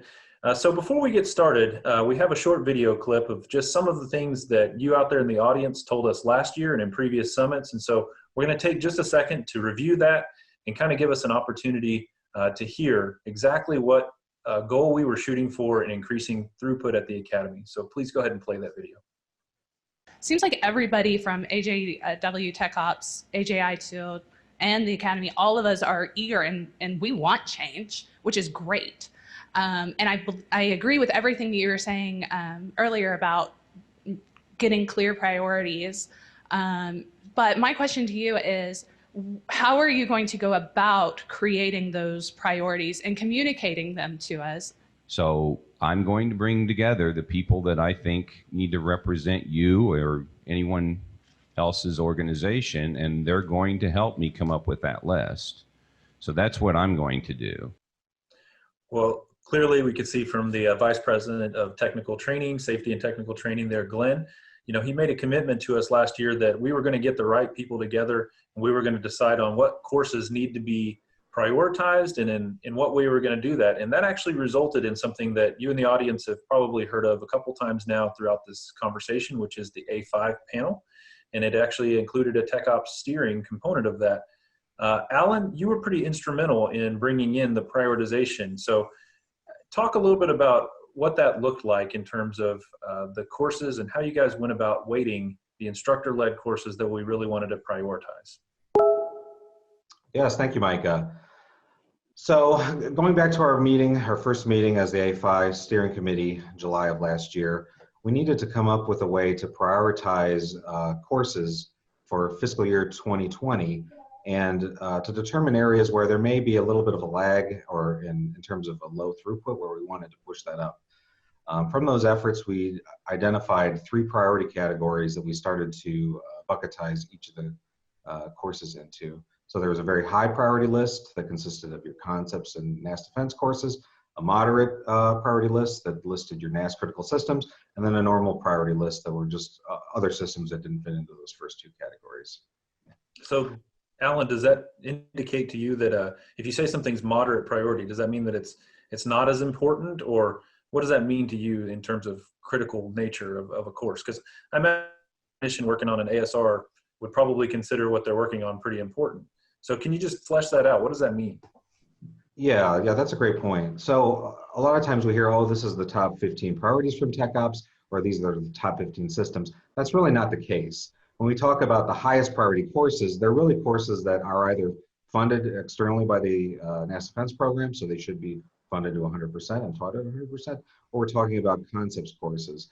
So when we say those are the highest priority, they're really just bottlenecks towards career development for technicians. We were just targeting 100% so that the technicians, the new hires, they can move on to the next stage of their career. When we have the systems into the next two categories, again, it's not the impact of the system so much, it's more of what is impacting TechOps holistically, corporately, in terms of the whole workforce. Where are we suffering throughput-wise? Where do we need to boost this up to sort of get that one through the snake, so to speak, and get our organization healthy? When we looked at the actual throughput, I want to say that the original throughput percentage for those 15 courses was something like 56%, 46% of what the field was actually asking for. Is that accurate?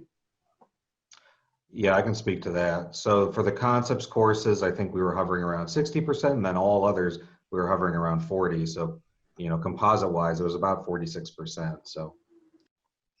Well, Alan, I think that that's a really good point, that we had a lot of courses that we were trying to prioritize. I think whenever we actually looked at that, the top 15 courses that we identified, because I was a part of those conversations, and it was really based off of those three buckets of courses and the throughput that was going through there. I think we obviously said that there was some low percentages, but that really wasn't a factor of the Academy not wanting to deliver those courses.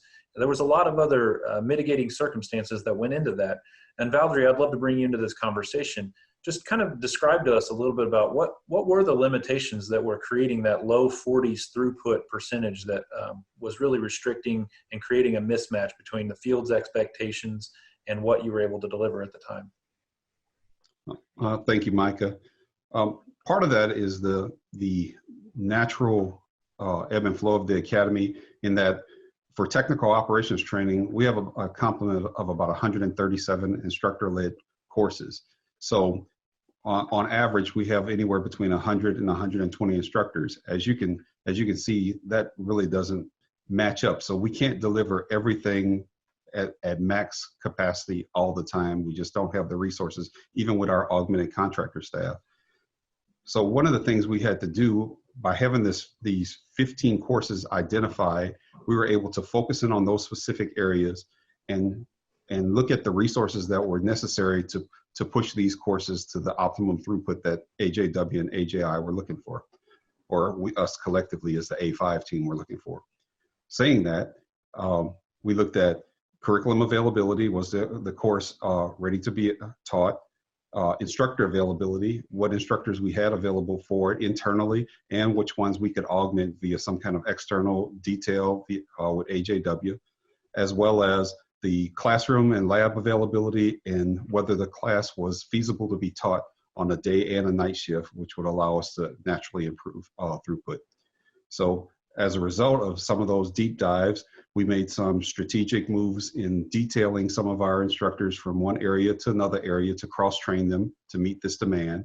Of course, there were some other courses that we had to work with our partners and determine what the appropriate level of demand was for those for the remainder of the year, because those resources were being moved.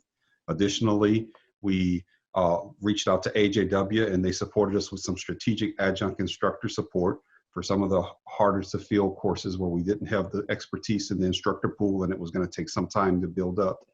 And last but not least, we worked with our partner in the National Defense Program to change their format from a reimbursable style agreement to where they fully funded 3 additional full-time instructors, which allowed us to add to our capacity and our ability to cross-train. So I know the result of that was pretty dramatic. And I think that we initially said that our throughput on average for those 15 courses were somewhere around 46%. And at the end of it, by the time we were projecting the number of classes that we'd be able to offer in that, I'm pretty sure the percentage went up to somewhere around 89% once we agreed on that. So that's actually almost double the percentage of what it was on the whole for those 15 courses. So the moves did create a lot of changes in the amount of throughput and the ability to get students in those courses. I know on the AJI side, I'll speak for a second on that. You mentioned curriculum availability, and we did have to go through some exercises looking at the courses themselves, especially ones that are under revision. And there's some big movement, especially in the ERAM area where I know we're still doing some development and we're trying to complete those courses. So there's a lot of moving pieces to this, as you kind of acknowledged and look at.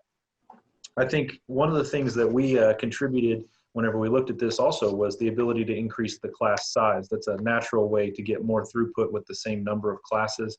It worked out for some courses where we were able to look at like the ASR 9 and say, can we increase the lab size? And it did make sense to do that. There were some other scenarios where we looked at like the ASR 11 and radar concepts courses where it just didn't make sense from a curriculum standpoint. It would have added a significant amount of time to get students through those labs. So it was a real collaborative effort. And I think the A5 steering committee, as a part of that, the Tech Ops steering committee really kind of brought some significant changes to that. And I know that you've been working over the last year to try to address that as well. Can you say a little bit more about how the other courses that aren't top 15 have been impacted and what you guys are doing to mitigate those risks? All right, thanks, Micah. Our biggest mitigation, as many in the audience may know, is we've gone out and we've started hiring additional instructors. So we put out a bid, and to this date, we've hired approximately 20 new instructors in the Technical Operations Division. Additionally, we have a contractor workforce. We've started strategically positioning them in courses where they can assist us in maintaining this throughput and increasing the throughput in those non-priority classes, because we understand that at some point those may become a priority. And we're also exploring, obviously, the agreement with NDP. This is a trial year. We have a 2-year agreement with them right now, but we're looking at expanding that in the future if possible to gain more instructors. So what we're trying to do is diversify our workforce. We're looking at some strategic moves to make individuals a little bit more agile in what courses they're able to deliver. And we're hoping that is going to assist, along with some other things that we're doing in collaboration with AJW and AJI as far as scheduling and curriculum development, that will assist us in preventing the situation from reoccurring in future years. That's great. Well, I think that there's going to be a lot of opportunity for improvement. And I think A5 collaboration into the future is really probably a big question on people's minds. So Alan, I'm going to turn back to you for a second and just ask, how do we avoid going down this path? I know that COVID has created a little bit of chaos with how things are happening and what we're going to do in the future. But I also know that we've taken some very solid steps to improve the process. Can you elaborate a little bit on that and how A5's kind of impacted that as our closing thought? Yes, I think over the last year, we've developed a lot of agility that we didn't have before. So even now with the ongoing COVID crisis and the shutdown of the FAA Academy, I really see us as a more healthy organization than we were a year ago. I do foresee us having a much easier time bouncing back. We've made some significant changes to the way we do the call for training process. We're now doing it by calendar year. So as we have calendar year 2021 ahead of us, we're just in the planning phases now to start scheduling classes for that. The field will now see training quota for the entire calendar year come out this July, rather than just a few months in advance. This is going to pay off in a few areas. The field is going to be able to know what technical training classes they have for the whole calendar year. They can base their whole annual leave building schedule off of that training schedule, so we're not mixing fiscal years and calendar years anymore. And then also for the academy, they'll be able to react easier. They'll have much more lead time to know when the demand in a particular course area is going to start spiking, and they can adjust their instructor pool accordingly. So I think among those efforts, we've got a lot of lessons learned that we are applying to decision making now. I see us much more well prepared to handle a crisis like this than we were a year ago. Man, that's fantastic, and I'm glad that we've made some significant gains. I think we're all looking forward to working more closely in the future. So again, I would like to thank both of you for joining us for this conversation. And really, we're looking to you in the audience now for what are your questions? How do you see this moving forward, and do you have any concerns? So looking forward to the question and answer. So we'll transition to that portion at this time. Thank you very much. All right, well, that was a fun opportunity for us to have a discussion, and now we're obviously going to transition to your thoughts here in the audience. This is your opportunity to submit questions to us based off of how did the Academy get more throughput? How were they able to flex their workforce? If you have any questions related to that, or you just have any questions you'd like to ask to this particular panel, we obviously invite you to that. Alan, I'll ask you to go ahead and join our panel here if you can turn on your camera, and we'll be ready to answer your questions. I think one of the major questions I think that we brought up right away in that video, Valdry, and I'll turn to you first, is we talked a little bit about the flexibility of your workforce there at the Academy. So if you can, I mean, just tell us, where are you at today in your hiring process, and have you added any flexibility as we've gone through this pandemic period? What does that look like right now? Thank you, Micah. As far as adding to the instructor workforce, as I mentioned earlier in the video, for the past year and a half, we had a hiring push, and we got about 20 instructors on, and right now we're in the process of announcing putting out a new announcement where we're looking to hire somewhere between 10 to 12 more instructors. We're looking at our instructor workforce a little bit differently now. We're trying to focus the contractor workforce, instead of them in the traditional way we've used them, they've kind of hopped around a little bit. They've been a little bit more agile than our FTE workforce, but that's kind of caused us some scheduling conflicts, and that causes some inefficiencies. We found a few ways to actually focus them in a couple key areas, and then supplement that with FTEs, which is anticipated that in FY21 and outlying years, that's going to really make us a lot more agile in our ability to meet the high demand and high complexity courses that require certification, or like I said, just pure high demand from the TechOps view. Well, I see that's a really great move, and it's something that I'm sure took a lot of logistics behind the scenes just to make that work. One of the questions that I see coming in from the audience is really, I think there's a lot of energy around how is AJW helping with this?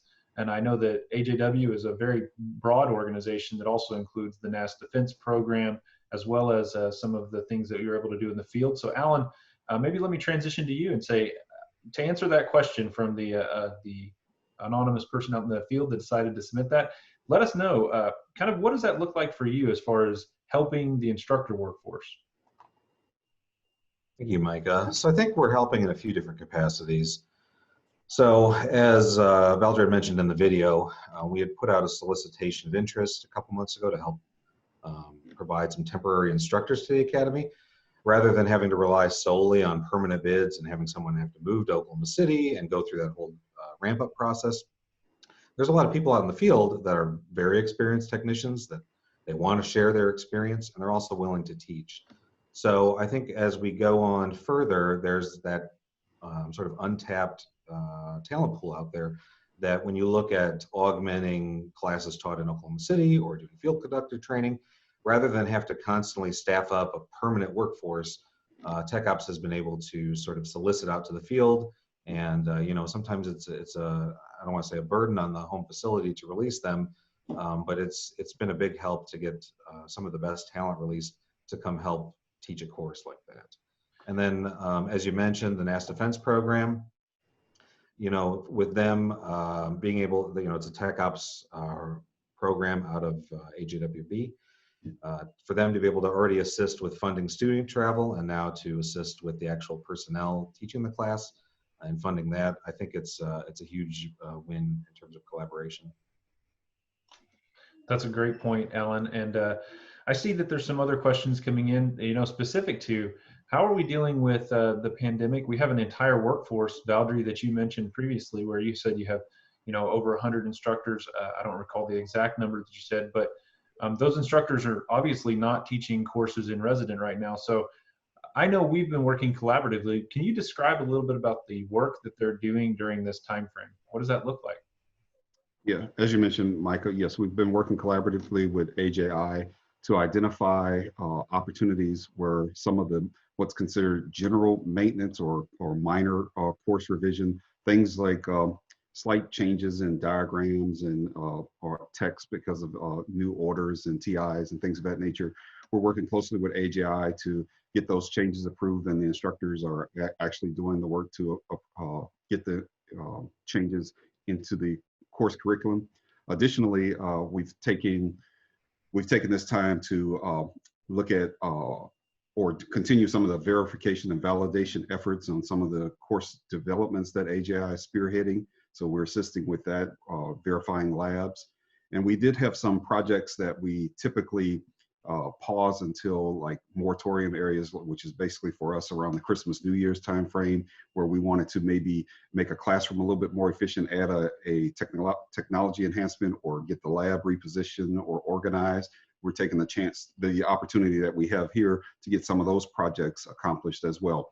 Everything is in anticipation of when we start up being in a better position than we were before. So anything that we've seen on the horizon, and we're actually kind of thinking outside the box, considering the new social distancing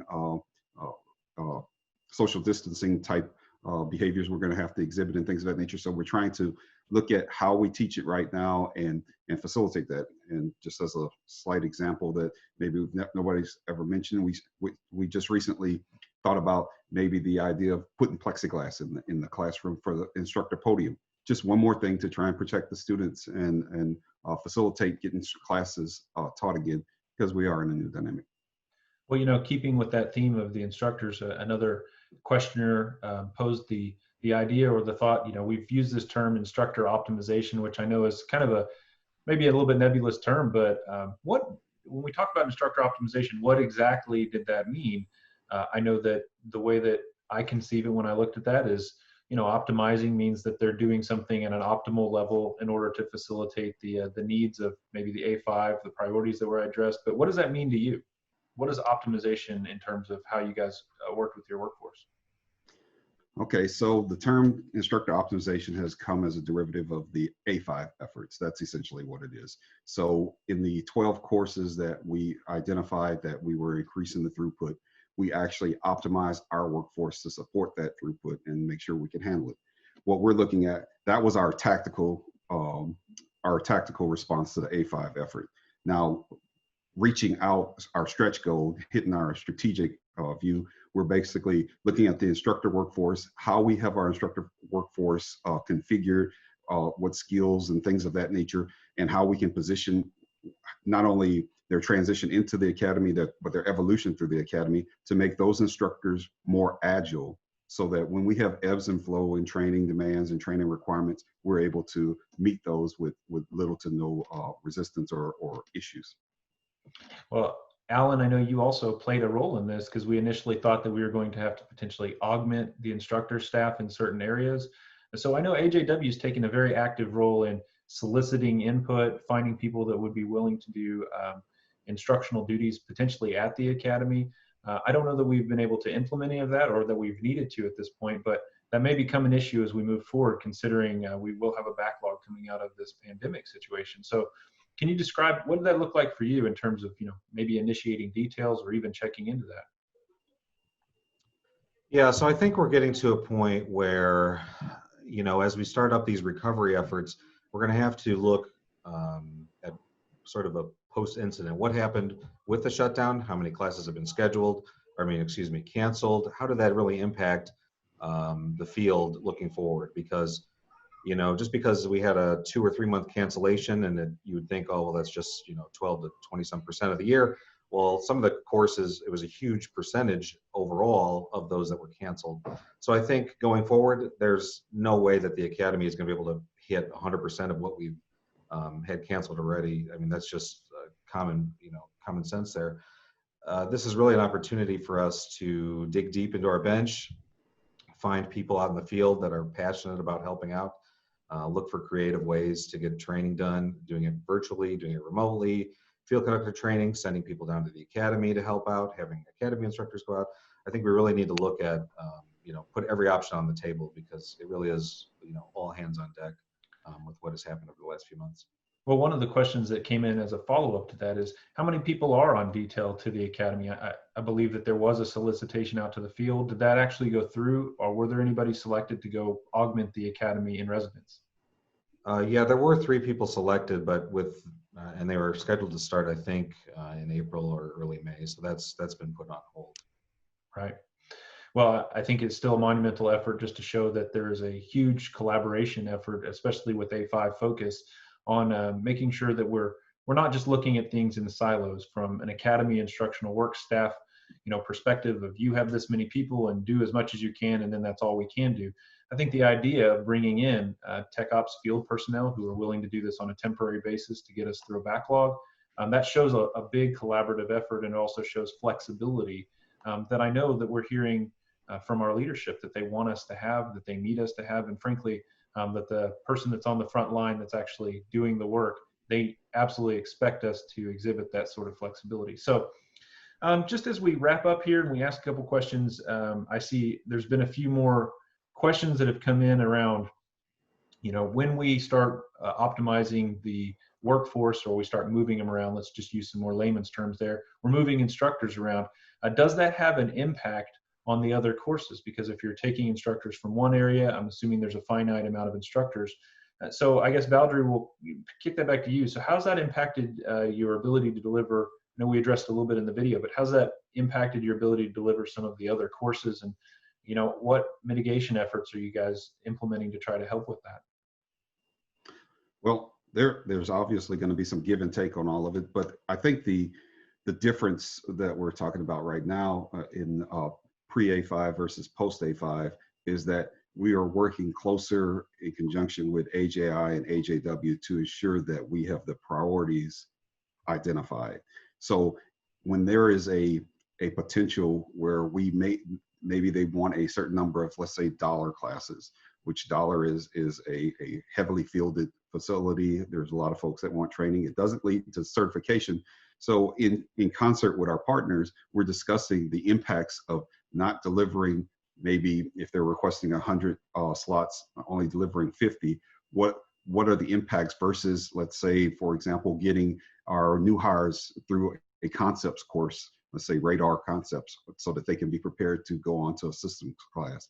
So when we talk about it, there's a give and take, but we just need to know where to put the resources at. And right now we're more informed on and looking a little bit further out on where those resources are needed, which allows us to adapt and schedule those opportunities in. So if we have to bump up the resources in dollar, we may not be able to get them today, but maybe 2 or 3 quarters down, we can put a massive effort in there to try and ramp that up. It's just looking a little further out, being a little bit more strategic in our deployment of resources versus kind of the tactical, which was a result of kind of our schedules before. Yeah, I think that's a great perspective and a great point. Alan and Valdry, I really appreciate you guys joining us. I think that together we can accomplish a lot in the sense that we can start projecting out in the future. We can look at what are the absolute needs of the NAS. I know we talked about this on day one whenever we discussed the recovery options, even though we don't know what that contingency plan is going to be finally.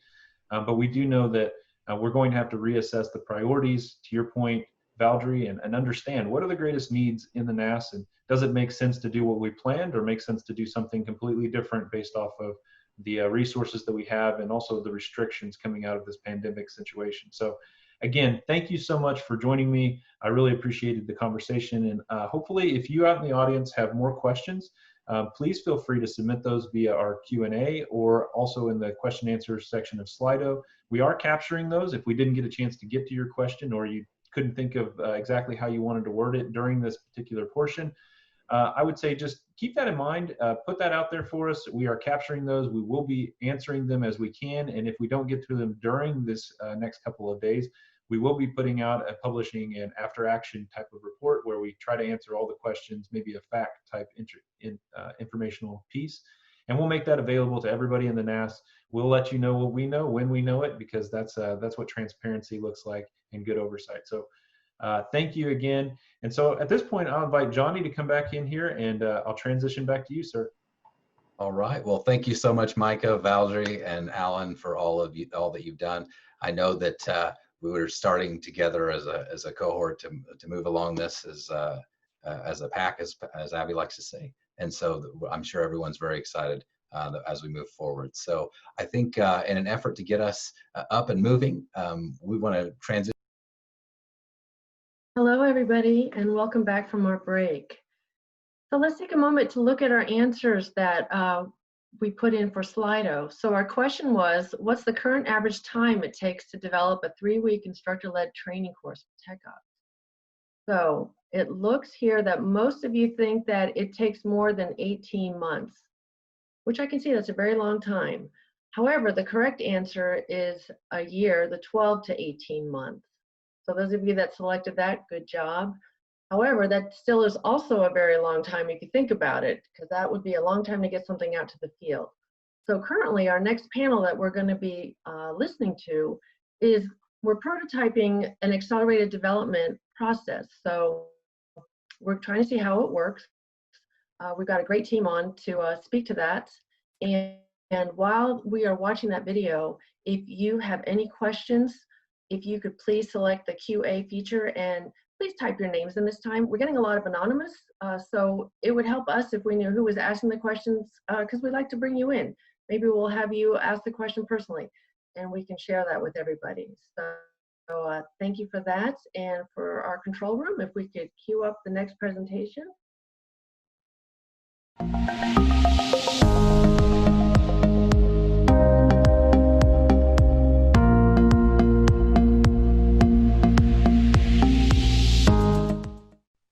Welcome back, everyone.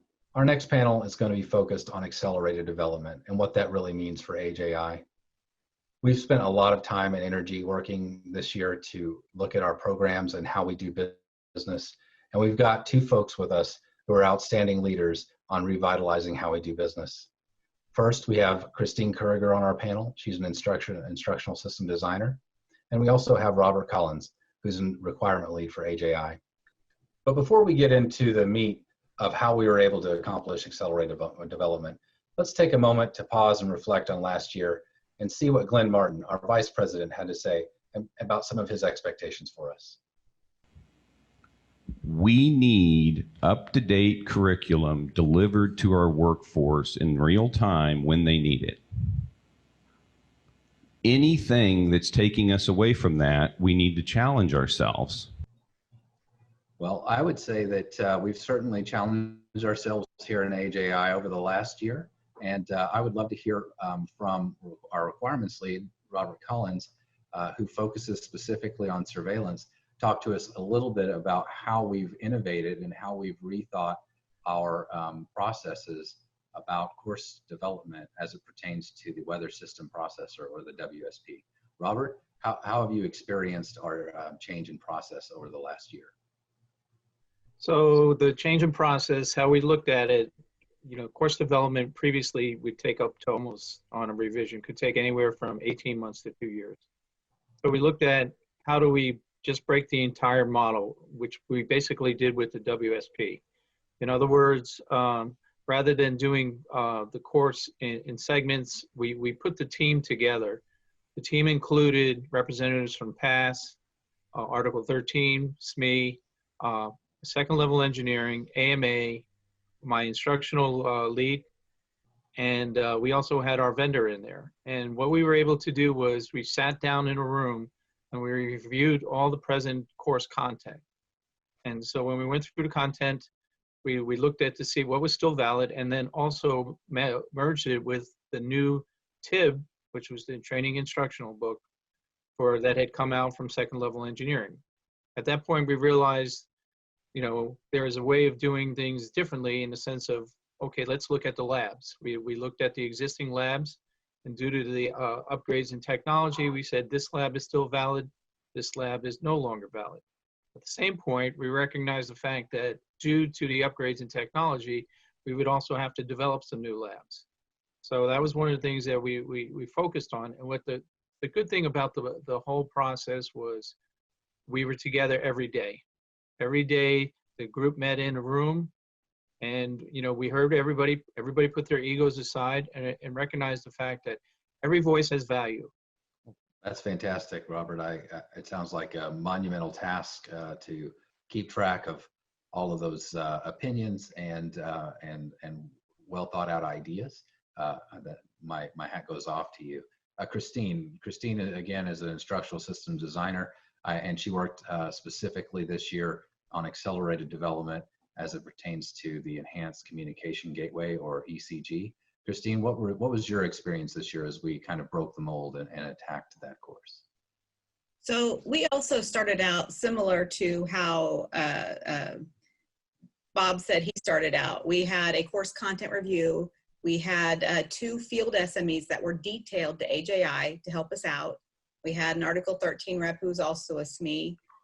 We had the Academy instructors. We had, of course, the requirements lead and then the vendor. And we met for a month and we went through all of the course material, making changes.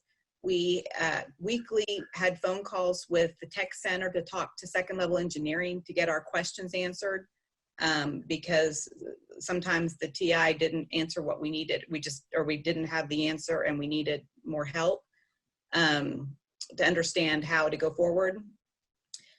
Once we finished our course content review, the AJI detailed employees, the field SMEs, they did a lot of the work. They went through all the material and then they would give it directly to the vendor. The vendor would fix things up and give it back to them. And so we went back and forth with the vendor, which isn't typically the way you do it. You usually get a chunk of material at a time. And we went lesson by lesson, lab by lab. And so we were able to get changes made immediately and see those changes to see if it was done the way we wanted. It worked really well. And I mean, everybody was very familiar with the material. Everybody was, just very energetic in doing it. Fantastic. Thank you so much, Christina. I appreciate you sharing. Robert, earlier you had mentioned this collaboration with second level engineering and the instructors. How were you able to keep really in communication? How were you able to stay on the same page? Were you traveling to meet? Were you having regular phone calls? How were you able to stay on the same page with that many folks on your integrated team? Well, normally we would usually get up once a week with a meeting. We would have a dial in, and we would discuss that. The other thing is we established a KSN site, and so as the materials started coming in, there would be a message from the vendor saying, "Hey, we have, this is our first theory. This is our first draft of what the course looks like. Please evaluate." The thing that was really cool about the whole process with Zoom was that we could edit changes in real time, right? Our vendor whose software is on his desktop, right? We were right there. We could talk to him and say, "Hey, this particular slide doesn't work. We need to re-edit this. We need to re-edit that." So, it basically, instead of doing just a content review, it also was basically, an ops tryout just to see where we were at. And that, to me was a very big game changer, because you could see it and go back and run the scenario right there. Yeah, we had some problems initially, especially. I mean, we had problems throughout, but just initially getting everybody on the same page. It really helped that we were all together and we had a month. A week together, we probably wouldn't have been able to get everybody on the same page, but we had quite a while. We were able to look at, almost all the material, all of the course material we did look at, but as a group, and everybody understood what we were doing. And so that was huge. We used a KSN also. And of course, initially we had some issues with people replacing what was out there and not putting a different version out there. And, a lot of times it was just inadvertent that they did it inadvertently because they didn't even realize that they had done it. But, we had to work through that of how we were going to keep all the versions separate.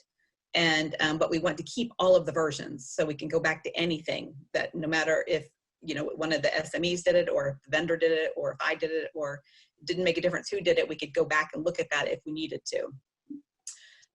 So we got past that. Everybody, you know, it took a little bit, but everybody was on board and worked. And then when the pandemic hit, we were using Skype. We actually never changed to Zoom because we were doing Skype already. And except for when I think the whole field started teleworking, there were like 2 days that it was really rough because, and we didn't have Zoom accounts then at that point either. So we couldn't have changed to Zoom, but they were really rough because we had a hard time getting on. You got on, someone else would get kicked off. But outside of that, you know, it was good. It worked well. You know, sometimes there are questions, but we also had a weekly meeting that we would answer we had the whole team get together every week, and this is throughout the whole year. So since we started in October, so from October until now, we've met every week.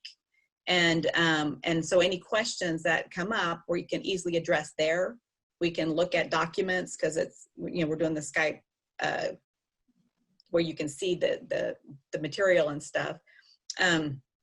But we were, anyway, so we were able to get everything fixed up at that point. If we needed to call a different meeting, sometimes we had a meeting with just a few people. We didn't have to do that often, but if we needed to, we did, just to keep things moving. But I mean, it was a great team and everybody worked well together and everybody was, you know, wanting to help because again, what's the goal here is to get a good product, to get a good ECG course. That's what we want. And everybody wants that.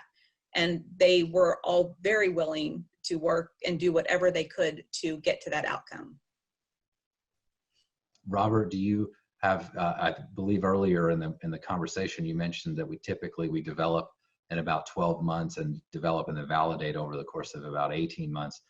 What was the time frame for the WSP, and do you attribute that to anything unique or specific other than how we were able to kind of reattack and truly collaborate for this accelerated development? So from my perspective, the issue always used to be coming up with documentation from the foundation of it. There would always be documentation that would be developed later, or we're working on this. And we were adamant about, no, we're going to finish it now. And one of the things that we were able to do was to have conversations with second level engineering and say, hey, instead of writing this procedure this way, change it this way. And that's one of the things, you know, I've always learned in dealing with second level engineering is that they are writing their TIB for a system that's the only system they're working on. And it's very critical to understand that the 2101s can be working on multiple systems. And so what makes sense to an engineer or a technician that's only in, say, the WSP, when you're only working with that might make it, you know, you understand it, but the technician might not understand it. So what we did was, in real time in the meetings, was to say, hey, please change this to this. What do you think? And second level will go, yeah, we could do that. And they would rewrite, you know, the TIB. The TIB, we actually have an updated TIB coming out next month. And we've been able to mitigate that change because the second level shared all that information with us. And if there was any like procedures that changed or, you know, reference paragraphs, we've already made those changes. And it accelerates what we're doing. So again, this system, this course, you know, has been changing on the fly. And I say it's changed on the fly because of just the circumstances we're under. For instance, when we first started our content review and how we were going to go forward, we knew it was going to be a blended development. And we also knew we could put most of the labs online, but we figured there were 5 labs that couldn't be put on. They would have to be instructor-led. So because the Academy couldn't support the availability of the lab, we were going to do field conducted training. And when we were going to do field conducted training, we had reached out to Alan Borland. We were starting to coordinate places to go to, and then the pandemic happened. So at the beginning of this month, as our team was meeting up on a regular basis now, we sat down and the idea was broached, okay, what can we put online? Can we do this? And the team, you know, we spent probably a day and a half going through it and say, yes, we can. Okay. I mean, initially, AMA was a little hesitant on one of the labs, but then when we showed it, it was like, well, they can do this. And, you know, they were, you know, AMA and second level were very surprised that we were able to build a maintenance terminal. And so because of that, they realized, yeah, we can probably do the buy-in, put all the labs online. So again, you could see the course has been modified as we've gone along, depending on the circumstance. And I think that's a key point to note is because, again, this wasn't me, this wasn't, you know, my ISD, it was the team, right? I mean, you know, I made a point of saying, hey, everybody, you know, because when this came up as far as the labs, we realized we would miss our deadline, right? Even though we were ahead of where we needed to be, my team was like very concerned about it. It's like, hey, look, we've done everything we can. We'll go forward. If it fails, that's okay, all right? And oh, by the way, I'll take the responsibility for it, you know, because that's how you have to be. If as a requirements lead, you need to own it.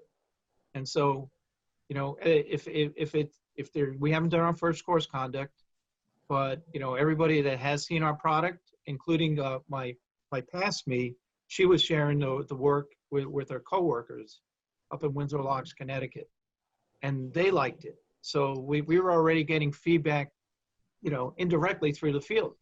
I mean, one of the things they said was when we first had it set up was it was done by computer-generated voice. And the computer-generated voice was moving too fast. So now the narration is actually done by human voice, and we took that into consideration of just slowing down a beat. So again, it's one of these things of where you learn, you know, what works and doesn't work in a very fast changing environment. That's great. Yeah, it sounds like agility was part of that framework as well. Christine, the same question for you when it comes to time savings and our ability to get the course from where it was to where it needs to be. Again, the time frame we typically think of is 12 months of course development and about 6 months of validation time. Was there what was the time frame? What does that look like with the ECG and the enhanced gateway? It was shortened. It was roughly maybe 6 months of development time. And then we moved into validation, which has been extended due to the pandemic. I will say one of the things that helped our project go really smoothly was the integral part that the vendor played. We work hand in hand with the vendor. Oftentimes, we give them material and you know, whether it's with comments or you know, just we give them material and we ask them to fix it, and then they give it back and they may not understand what we asked them.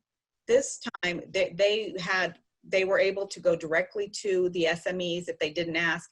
Plus we had all these meetings every week where there were other questions, I mean bigger questions we could ask them and get things answered on a weekly basis. So things didn't pile up. We didn't get material back that was just way different than what we were expecting based on our comments, because they were doing what we asked immediately, and we were able to see that. And if they had any questions, they asked them immediately.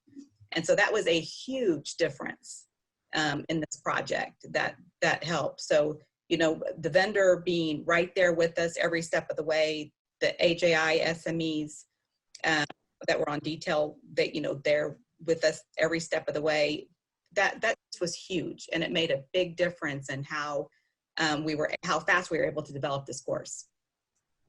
Fantastic. One thing that's notable about these courses is Christine, the ECG, and Robert, the WSP, they're remarkably different modalities. Christine, I believe the ECG is primarily designed to be in residence in Oklahoma City, and Robert, I think your course is uniquely, specifically to be distance learning. Did the way that we approached accelerated development or the team dynamic itself, were there benefits for that specific modality or detriments to that? It seems that we've had kind of the same results with perseverance, focus, commitment, agility, creativity, even though we have wildly different modalities. Christina, I'll toss this to you first. Did you see that the accelerated development was most streamlined for in-residence training, or do you feel that it is truly it's a good way to go regardless?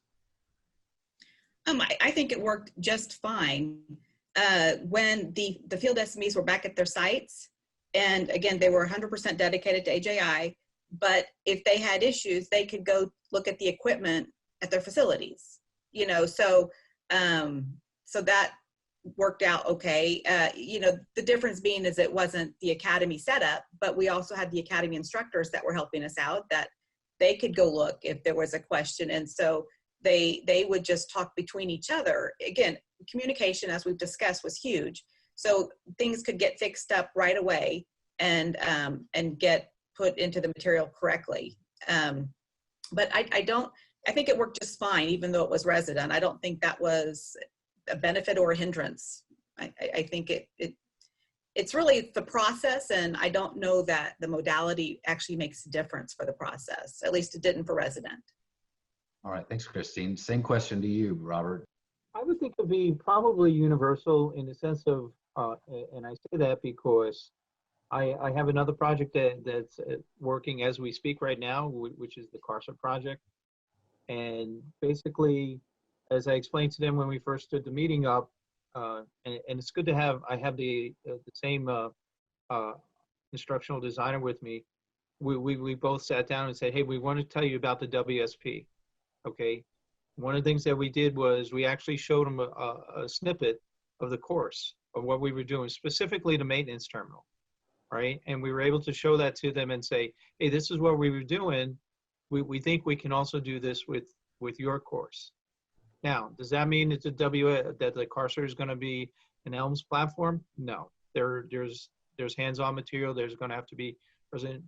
But that's not at the point of where we're at. That's not an important thing for them to know. What the important thing for that particular team was to know was the whole concept of the content review, where all the documentation was present, and that's a big change. But it's sitting down and having discussions amongst one another and working together. I checked in with them this morning.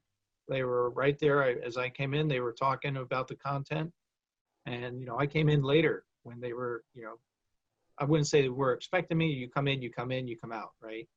But the whole concept of, gathering the materials going forward, to me, is a game changer. You're not waiting for a deliverable. You're not waiting for a second level to rewrite information. Now, obviously, this isn't going to fit every training scenario we have. But from a template perspective, as the content, if we have the content, I think that allows us to move forward a lot faster. Well, fantastic. Well, thank you both, Christine and Robert, for taking your time to talk this through with us. I know that the field is hungry to get courseware, and we heard from Glenn last year that we need to be dynamic and agile and be creative about how we're able to get courseware quickly developed, and it sounds like you both are well underway to hitting that target. And I believe that as we move into different projects and furthering into all of the curriculum set for Tech Ops, that this demonstrates a great way of doing business. And we know that it takes a lot of commitment from all of our counterparts, from AJW as an ATSS, as second level engineering, from our partners in PASS. It takes a lot of energy to be that focused, that creative, and that agile. And so I think that Christine and Robert will both share my thanks and gratitude to them. And panelists, thank you so much for your time, and have a good day. Thank you.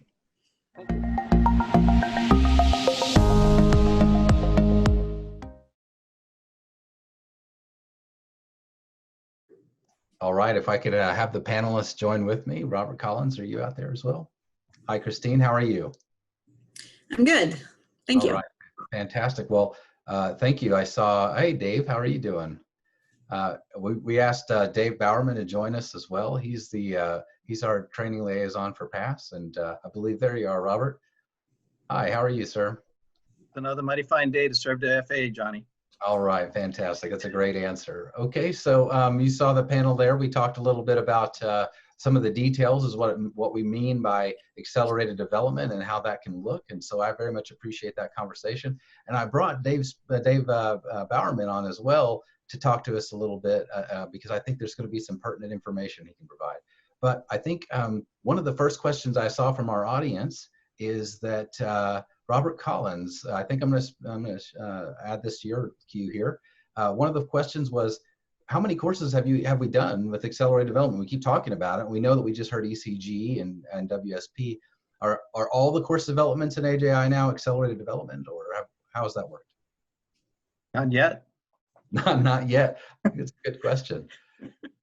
All kidding aside, I think, as I mentioned earlier, it's going to be dependent upon the particular courses, obviously. One of the future courses that I have is the MODES beacon replacement system. It's a new system, and we haven't even received the equipment yet from Thales, but it's a system that lends itself to be done in a virtual environment because it's a 19-inch rack. It's all new, and the whole maintenance process even changes. So on the one hand, you have something like that, but then on the other hand, you have the legacy systems, like say ASR 8, ASR 9, MODES, BI5. Those ones will also have to change. And when I say that, is they have to change because of several reasons. Number one, they're still going to be around in 2035. Additionally, our workforce is changing. The dynamics of that is happening. And lastly, and most importantly, is those systems really need to have an 856 background. And when I say an 856 background, I'm talking about an electronics technician, because there's a lot of hand-on stuff that's still required that is not done on a maintenance terminal. Rather, it's done with test equipment. And one thing I learned yesterday in my virtual rooms was test equipment, test equipment, test equipment. It came back up. So. All right. Well, thank you. I think to answer that question specifically. Oh, hi, Abby. Oh, there you go. All right. No, sorry about that. A little technical glitch. All right. So one of the things about the accelerated development, as we kind of tried to point out in that video, I think, is that it really doesn't represent how we do business completely yet. And I think that was a great word you used there, Robert. The truth of the matter is that we targeted those courses that were right at the top of the TechOps priority list, which was WSP, ECG, and then MEARTS hardware. And really we were challenged by those folks to kind of break our system to make sure that we could find some efficiencies to get that stuff moved from, as what the audience saw in Slido, from 12 to 18 months down to what we just heard both Christina and Christine and Robert say is now somewhere around 6 months of development time and just a few months in validation. And so I think the work that you two folks as leaders did for us was really pilot that program. Now the trick is going to see how we're going to reflect that in the future and the rest of our development. But that's why Dave Bowerman is so critical to this. And I think Dave dropped off just for a second, but I had a question about him from him that he posed, asking about past involvement. And Dave, why don't you go ahead and ask your question? Hey, Johnny, thank you so much. My question was, well, a little background. I know over the past year, most folks and attendees don't know that you and I and Michael have worked to really collaborate together to bring past SMEs and Article 13 reps on full time to really help with this accelerated development. And I wanted to see from the panelists where they see the benefit in having folks on full-time versus part-time has been with regards to our past SMEs and our past Article 13 reps. Gunny, how have you seen that? I would support having full-time, and the reason I would do that is because with the WSP, we lost our Article 13. He was picked up by the Academy as an instructor, and so then our SME picked up both hats, was wearing both hats. But unfortunately, she was also tasked as, she took a promotion to be the STAR security manager up at Windsor Locks. And unfortunately, she was also in tech ops. They had people who retired at her SSC. So she was more involved on the project. She did stay in, when we reached her and got her, and, God bless her. I mean, she had some rough stuff to go through, unfortunately, but, she stepped up and helped us, but it was in a part-time environment. So I would definitely support the advent, of having full-time.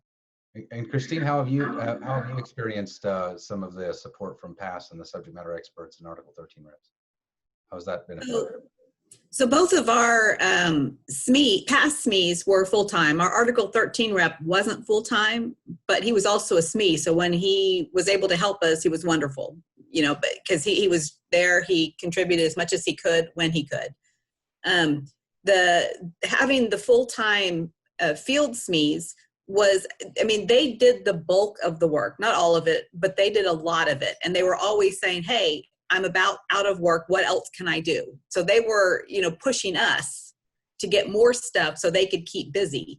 And they, you know, when they had questions, they would write in questions, whether it was to the vendor or to just a, you know, bigger second level or to the academy. They had, you know, they would ask the questions, and they just were instrumental in helping it. And if they hadn't been full time, it would have been, you know, you ask them a question or they ask their question, and then by the time we get the answer back to them where they can work with the answer, you know, no, what was my question again? It just wouldn't have flowed as well. All right. Well, Dave, did that answer your question? It did, Johnny. And I appreciate the collaboration from the leadership in AJI and trying out using full-time PESA SMEs and Article 13 reps to see where we can go with it. And it seems though it's been a success. So I thank you all for, you know, stepping out from the norm and trying something new. So thank you. All right. Thanks, Dave, for joining us. I appreciate that. All right. So there was a question from the field. I think this is probably best for either one of you. It says, how will we make development progress more transparent to the field? Robert Collins, you have an idea?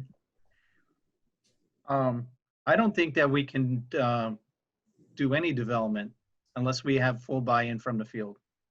I think, you know, that's one of the things that was very beneficial with the WSP development, right? When we had PASS involved, and, you know, we also had a gentleman that came in from the field also assisted us that was attached to AJI on a solicitation of interest. We have to have the field. I mean, to me, that everything comes into it, because at the end of the day, as I mentioned earlier, when you were talking with second level engineering, when they did a procedure, that's something that comes into play, where because the 2101s are doing so many different tasks, you know, they cannot be just drilled down on one system. So it's imperative that we have their input to know what we're doing. And we've done that every course that I'm doing right now. We have PASS involvement, and we also solicitate other people to come in just for the procedure. So. All right. Well, and I know, and that's exactly right. I also know that, you know, monthly we have the webinars and the monthly training telecons from AJI, where we give regular updates. And I believe that we've been doing that the last few months with specifically with your area, Robert, but with all of the program areas that we were able to address yesterday. And also, I'm not sure if this has totally got out there yet, but TechOps Training Group has a KSN that's got a link directly to our program areas. So this is an outstanding opportunity for you just to click on one button that says COM, or in your case, surveillance, and get right down into the meat of some of the projects that are there. And so I think that will help as well, let people know exactly what our priorities are and what our ongoing projects are, so they can more readily engage. So I very much appreciate that work, Robert. Christine, when we're looking at this, do you see, provided we can get focus and we can get assistance and we can continue to get this kind of collaboration, do you think that this is the way, this is the future of how we do development, and is really truly scalable for how we're going to execute training for all of TechOps? And is that something that you're hopeful about? Yeah, it'd be wonderful if we could. It was definitely a learning curve for everybody involved.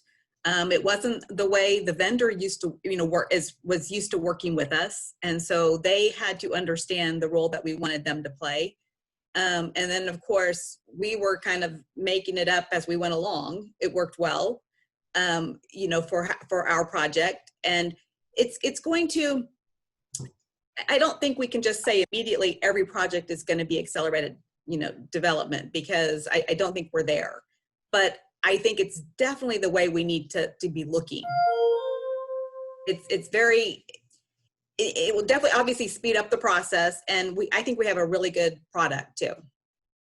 All right, fantastic. So you just heard the tone, so I think we've got a couple minutes, maybe one last question. Actually, I'm going to ask two. Robert, one really fast question. There's a direct question about WSP and when it will become available. I know we won't know that until it passes its validation, but do we have any kind of guess about when that will happen? Or I say guess, that's probably not the right word. What's our plan say right now? So actually, we've moving faster again. When I say that, Leidos delivered our storyboards for the last labs the other day, which they weren't due to deliver to us until May 15th. They delivered it to us last Wednesday, so the team has been reviewing them. And so, hopefully we'll do, first course conduct in, like early June. And that's what we're hoping to do. And like I said before, the biggest thing is to make sure that the OJT, we'll know when they do the OJT in the field, if we train them correctly. And that's all going to happen very fast. All right. Fantastic. Fantastic. All right. So I am getting the timer. So we're going to move on. Thank you, Christine. Thank you, Robert. Hey, Mr. Dave Spencer, how's it going, sir? I think that's a cue for our next segment here. So thank you so much, panel, Christine and Robert. I appreciate so much what you've done. And thank you. All right. Thank you. Well, thank you. Mr. How are you doing, sir? I'm doing well. How are you, Johnny? Fantastic. I think you joined us at an opportune time. We've just wrapped up a healthy discussion about accelerated development and what kind of tools that puts in our toolbox for the future projects we have. We were just about to enter a break. All right. Well, I hope everyone had the opportunity to stand up and stretch your legs, get some blood flowing after our last segment talking about how we were able to do some accelerated development. So I'm really excited. We're about to enter our last segment. And for our last segment, we have our Deputy Vice President, Dave Spencer, with us. Dave, can you come on board with me? Greetings. How are you, sir? Well, sir, I'd love to just pass the mic to you and hear what your thoughts are so far today. Hey, so good afternoon and good morning where that's applicable. First, I got to say this format and the way that this has been pulled off is very encouraging, and it's really great to see. So really nice job thus far.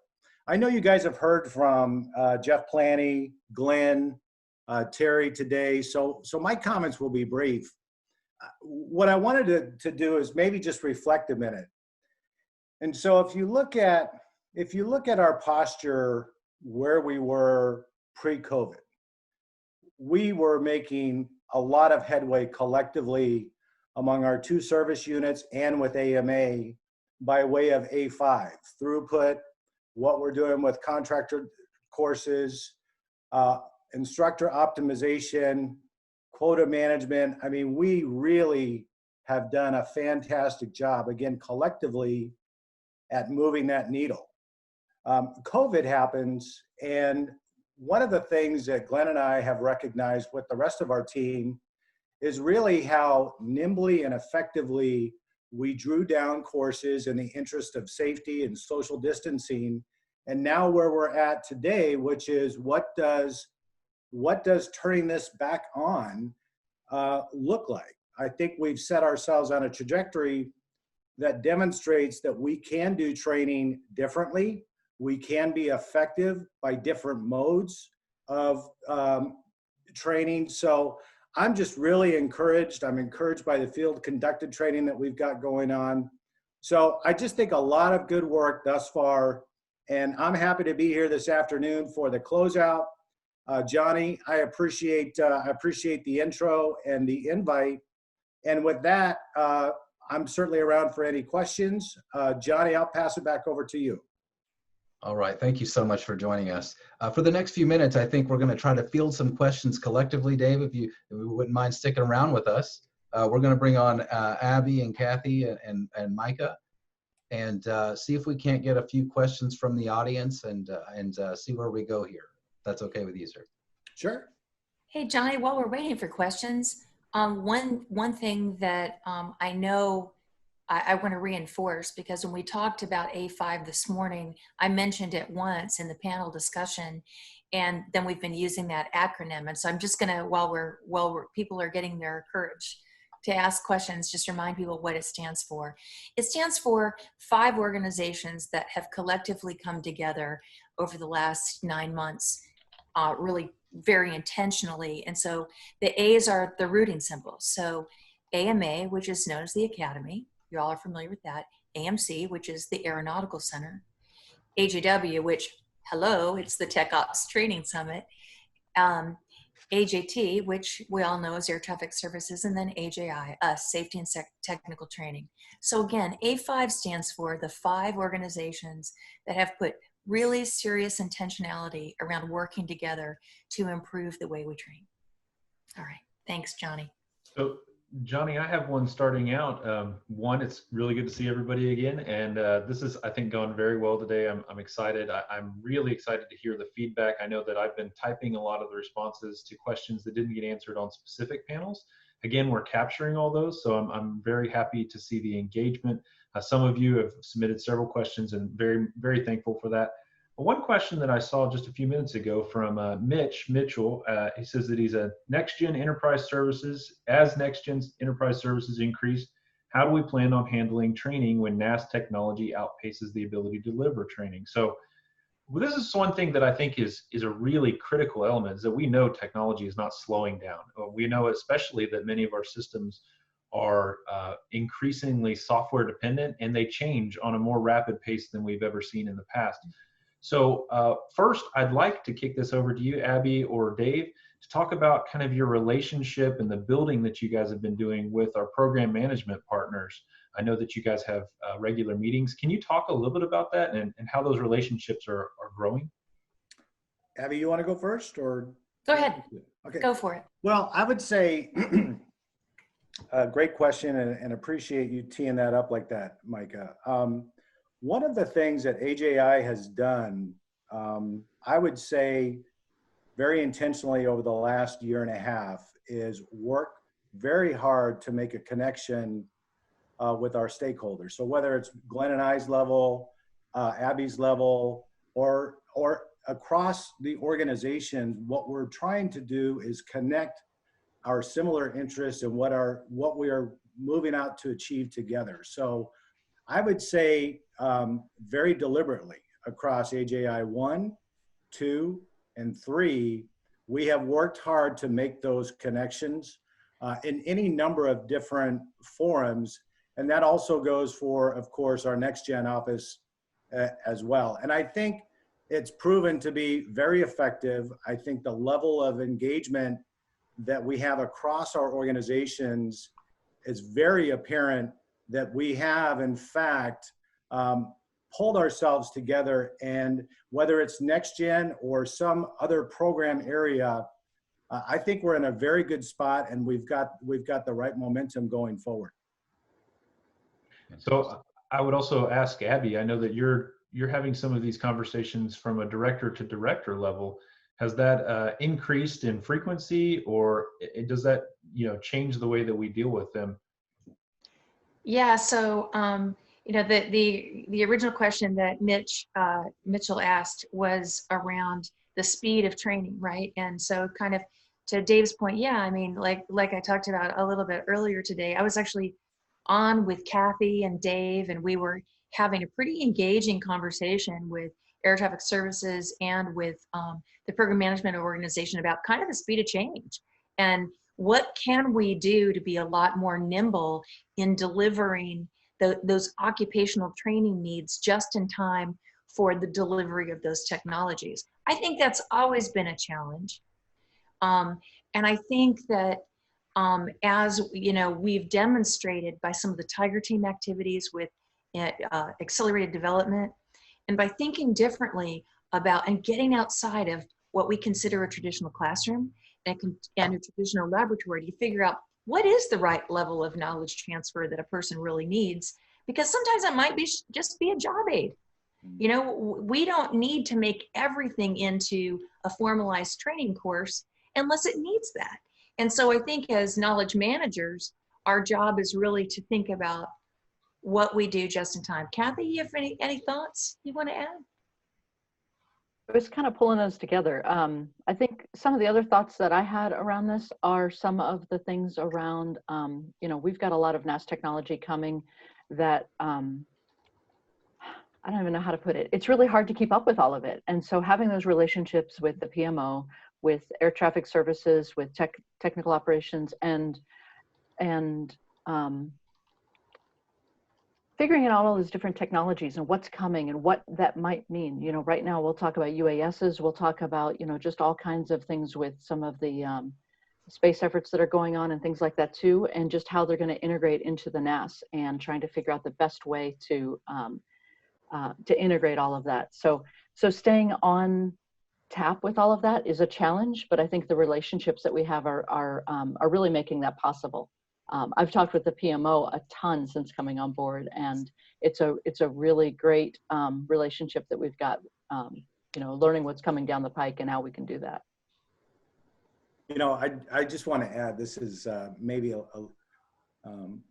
reflection, if you will. So having grown up in tech ops and having different positions, whether technician or through the director ranks, one of the things that I've thought of, I would say over the course of my last 7 or 8, 15-year career was second generation FAA too, by the way. My dad was a technician at LA Center his entire life. So anyhow, one of the things I reflected on when I was in tech ops is, why are we still training today the way we did 40 years ago? And to Mitch's question, and to my satisfaction, what I am seeing is that looking around the corner, how do we do things different? How can we leverage technology? How do we embrace the different, the diverse workforce that we have by way of millennials, et cetera? Everybody learns differently today. And so what I see is really a very effective effort at looking at different alternatives and strategies to training. And I think that's how we keep pace with what this monetization looks like going forward. Dave, my dad's I'm second generation too. My dad was an academy instructor. It's so much fun talking to him about the academy and what's changed and what's still kind of the same. And so it's an interesting thing to see how it, like you said, it all kind of comes together. Yeah. Cool.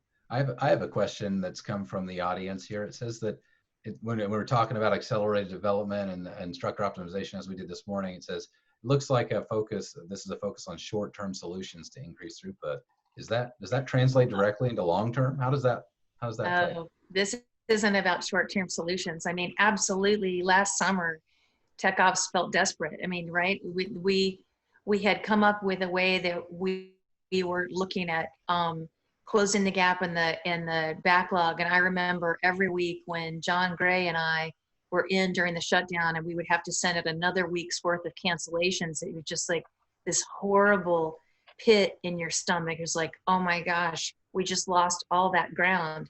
And so we absolutely had to put some real serious intention and hustle to get the throughput on. But this is not about short term. This is about long-term change and the accelerated developments that, well, Johnny, you and Micah have been driving pretty hard, and you know, I'm there to nudge you every day, are just a way to get to overcome organizational inertia of the way we've always done things. Oh no, we're going to lean in. This is going to be the new normal. And then when we get comfortable with that, we'll lean in again. Sorry, guys. Get used to it.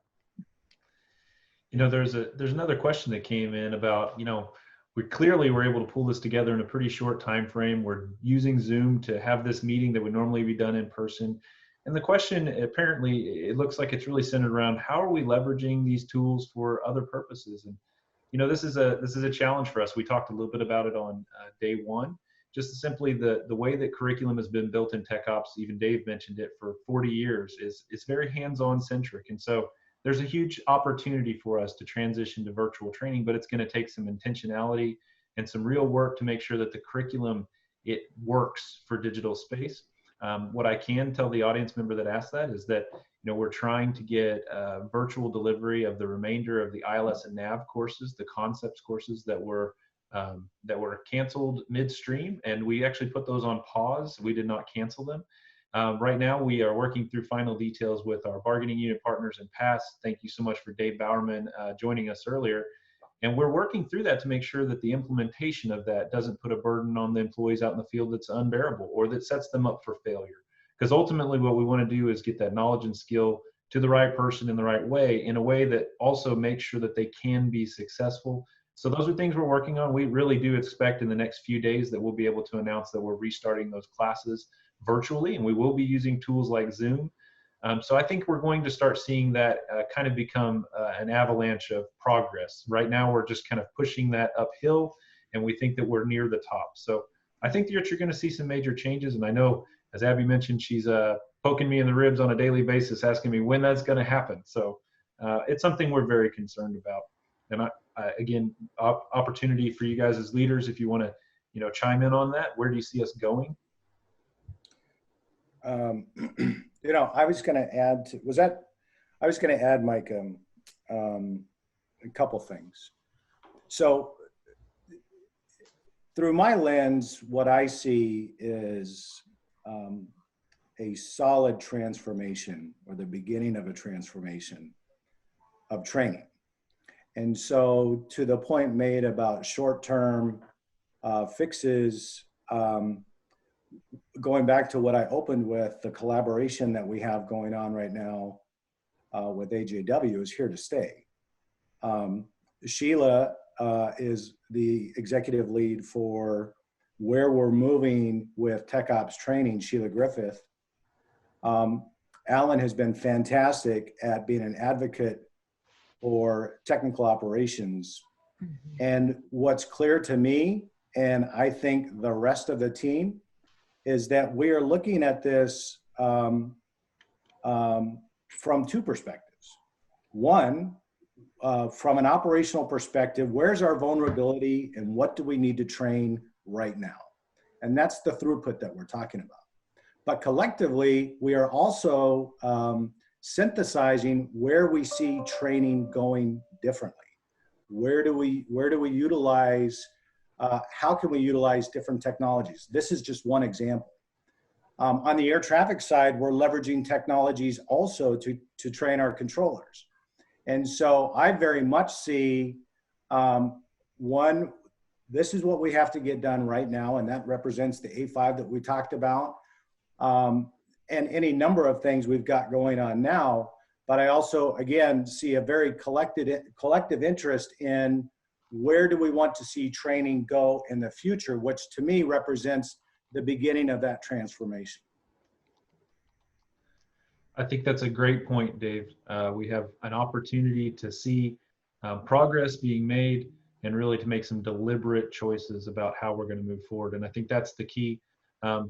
One thing that concerns me from just a tactical standpoint is, sometimes it's very tempting to say, man, I can use this in my personal life. And I think that one thing that we want to do is make sure that the way that we apply that is consistent, so that we end up in a place 10 years from now that our courseware is not disparate in nature, that we're not using different versions of technology. We want to make sure that we're delivering a consistent quality product and one that's flexible. I know modularization is going to help us do a lot of that by splitting up into smaller chunks and segments that people can take using different technologies.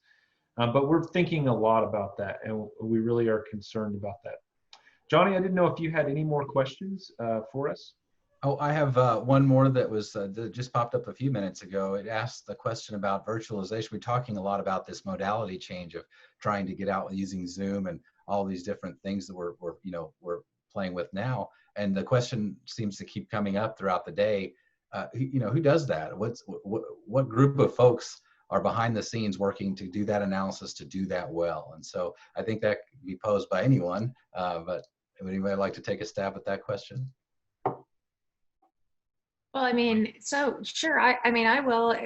I think Micah alluded to it earlier, and that is, and I was scrolling through some of the questions as well, Johnny, and somebody was like, well, here we are, we're using Zoom for this virtual summit. Why aren't we using it for training? And just to kind of punctuate what Mike already said, we absolutely are.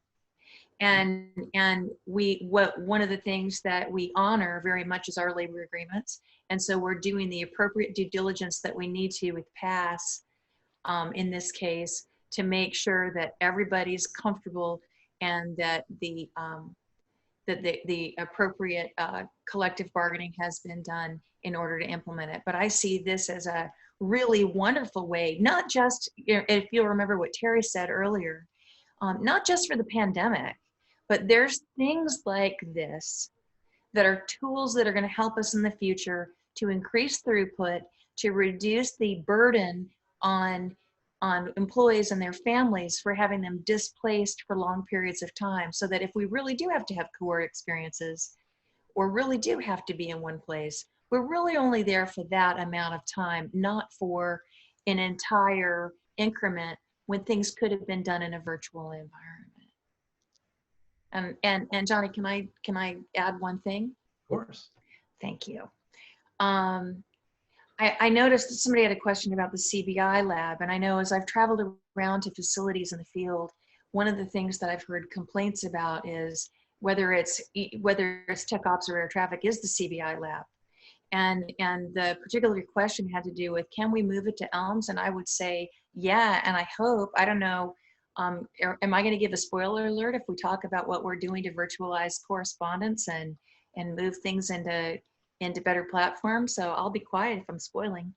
Oh no, you're fine. I think you're alluding to some good stuff that we're going to see right around the corner. Okay. All right, so thank you, panel. I appreciate your willingness to answer those questions and be put on the hot spot. And Dave, thank you so much for your time this afternoon. It was awesome to see you. All right, Micah, I'll turn the mic over to you. The panel, of course, is welcome to stay with us, but just as we close up today, I think that this is just a great opportunity and reminder that we've heard from our leadership today. We've heard from you and your thoughts and questions. This is a wonderful medium that allows us to interface with one another in a very dynamic way. I understand that it's not face-to-face, but what we want to do as we close out today is just remind everybody, please stay engaged with us. We encourage you to reach out to your colleagues as maybe they've taken other priorities and they've maybe gotten distracted with the operation, which takes so much precedence over what we're doing. But if you can, reach out, encourage them to rejoin us. Tomorrow we have the privilege of hearing from our leadership in AJW. Jeff is going to speak for a lot longer and talk about his vision moving forward. And then Glenn is going to close us out tomorrow afternoon, along with the tactical level discussions about A5 objectives and how we're moving this into the future. So today was very much a conversation around what are we doing over the last year? What have we been doing collaboratively? And tomorrow is a wonderful opportunity for us to move the discussion forward and to talk about what are we leaning into with engineers? What are we looking at from a technology standpoint, and how is that going to shape the future of tech ops training? We fully expect to get some very insightful and thoughtful questions from you out in the field. And so we're looking forward to that. And we really expect you to do that. We hope that you will engage and play full in as we finish this thing out strong. So again, we just want to thank you for your engagement. We wanted to remind you that we are capturing all these questions. So if you didn't get your question answered in this forum, please look for a written response and we'll make sure to get that to you. And so with that, I'll turn it over to Dave, Abby, Kathy. Do you have any last parting words of wisdom? Dave? I just want to say again, Glenn and I and the AJI team are just really, really proud of this format. Appreciate the invite and the opportunity to come say hello, and appreciate the full engagement with everybody in attendance at the summit. And, it does really speak to the can-do spirit of the ATO and how we can press forward and still be effective. So thank you very much. Kathy? Gosh, I am really enjoying the summit. I'm enjoying seeing all the questions and everything that's coming in. It's I love the engagement from everyone, and I'm really happy to be here and making a difference with this. So look forward to making a difference in the future, and I think that's it. Thanks. And I would just say, wow, it's really it's really inspiring. You know, we get to see the participants at the bottom of the panel, and it's humbling and an honor to be able to share what's going on with so many people in the field, because this is about you. This isn't about us. This is about serving your needs. And so thank you for being engaged. No question is unwanted. And you know, feel free to give us feedback as well. We're doing it for you. And so your active involvement in making training available to the people that need it is what this is all about. Thank you so much, everybody. All right, and with that, we will close out day 2 of our Tech Ops Summit. Please rejoin us tomorrow morning at 10 a.m. Central Standard Time, and we will begin our summit promptly then and have some more robust dialogue. So thank you very much. Everybody have a wonderful day.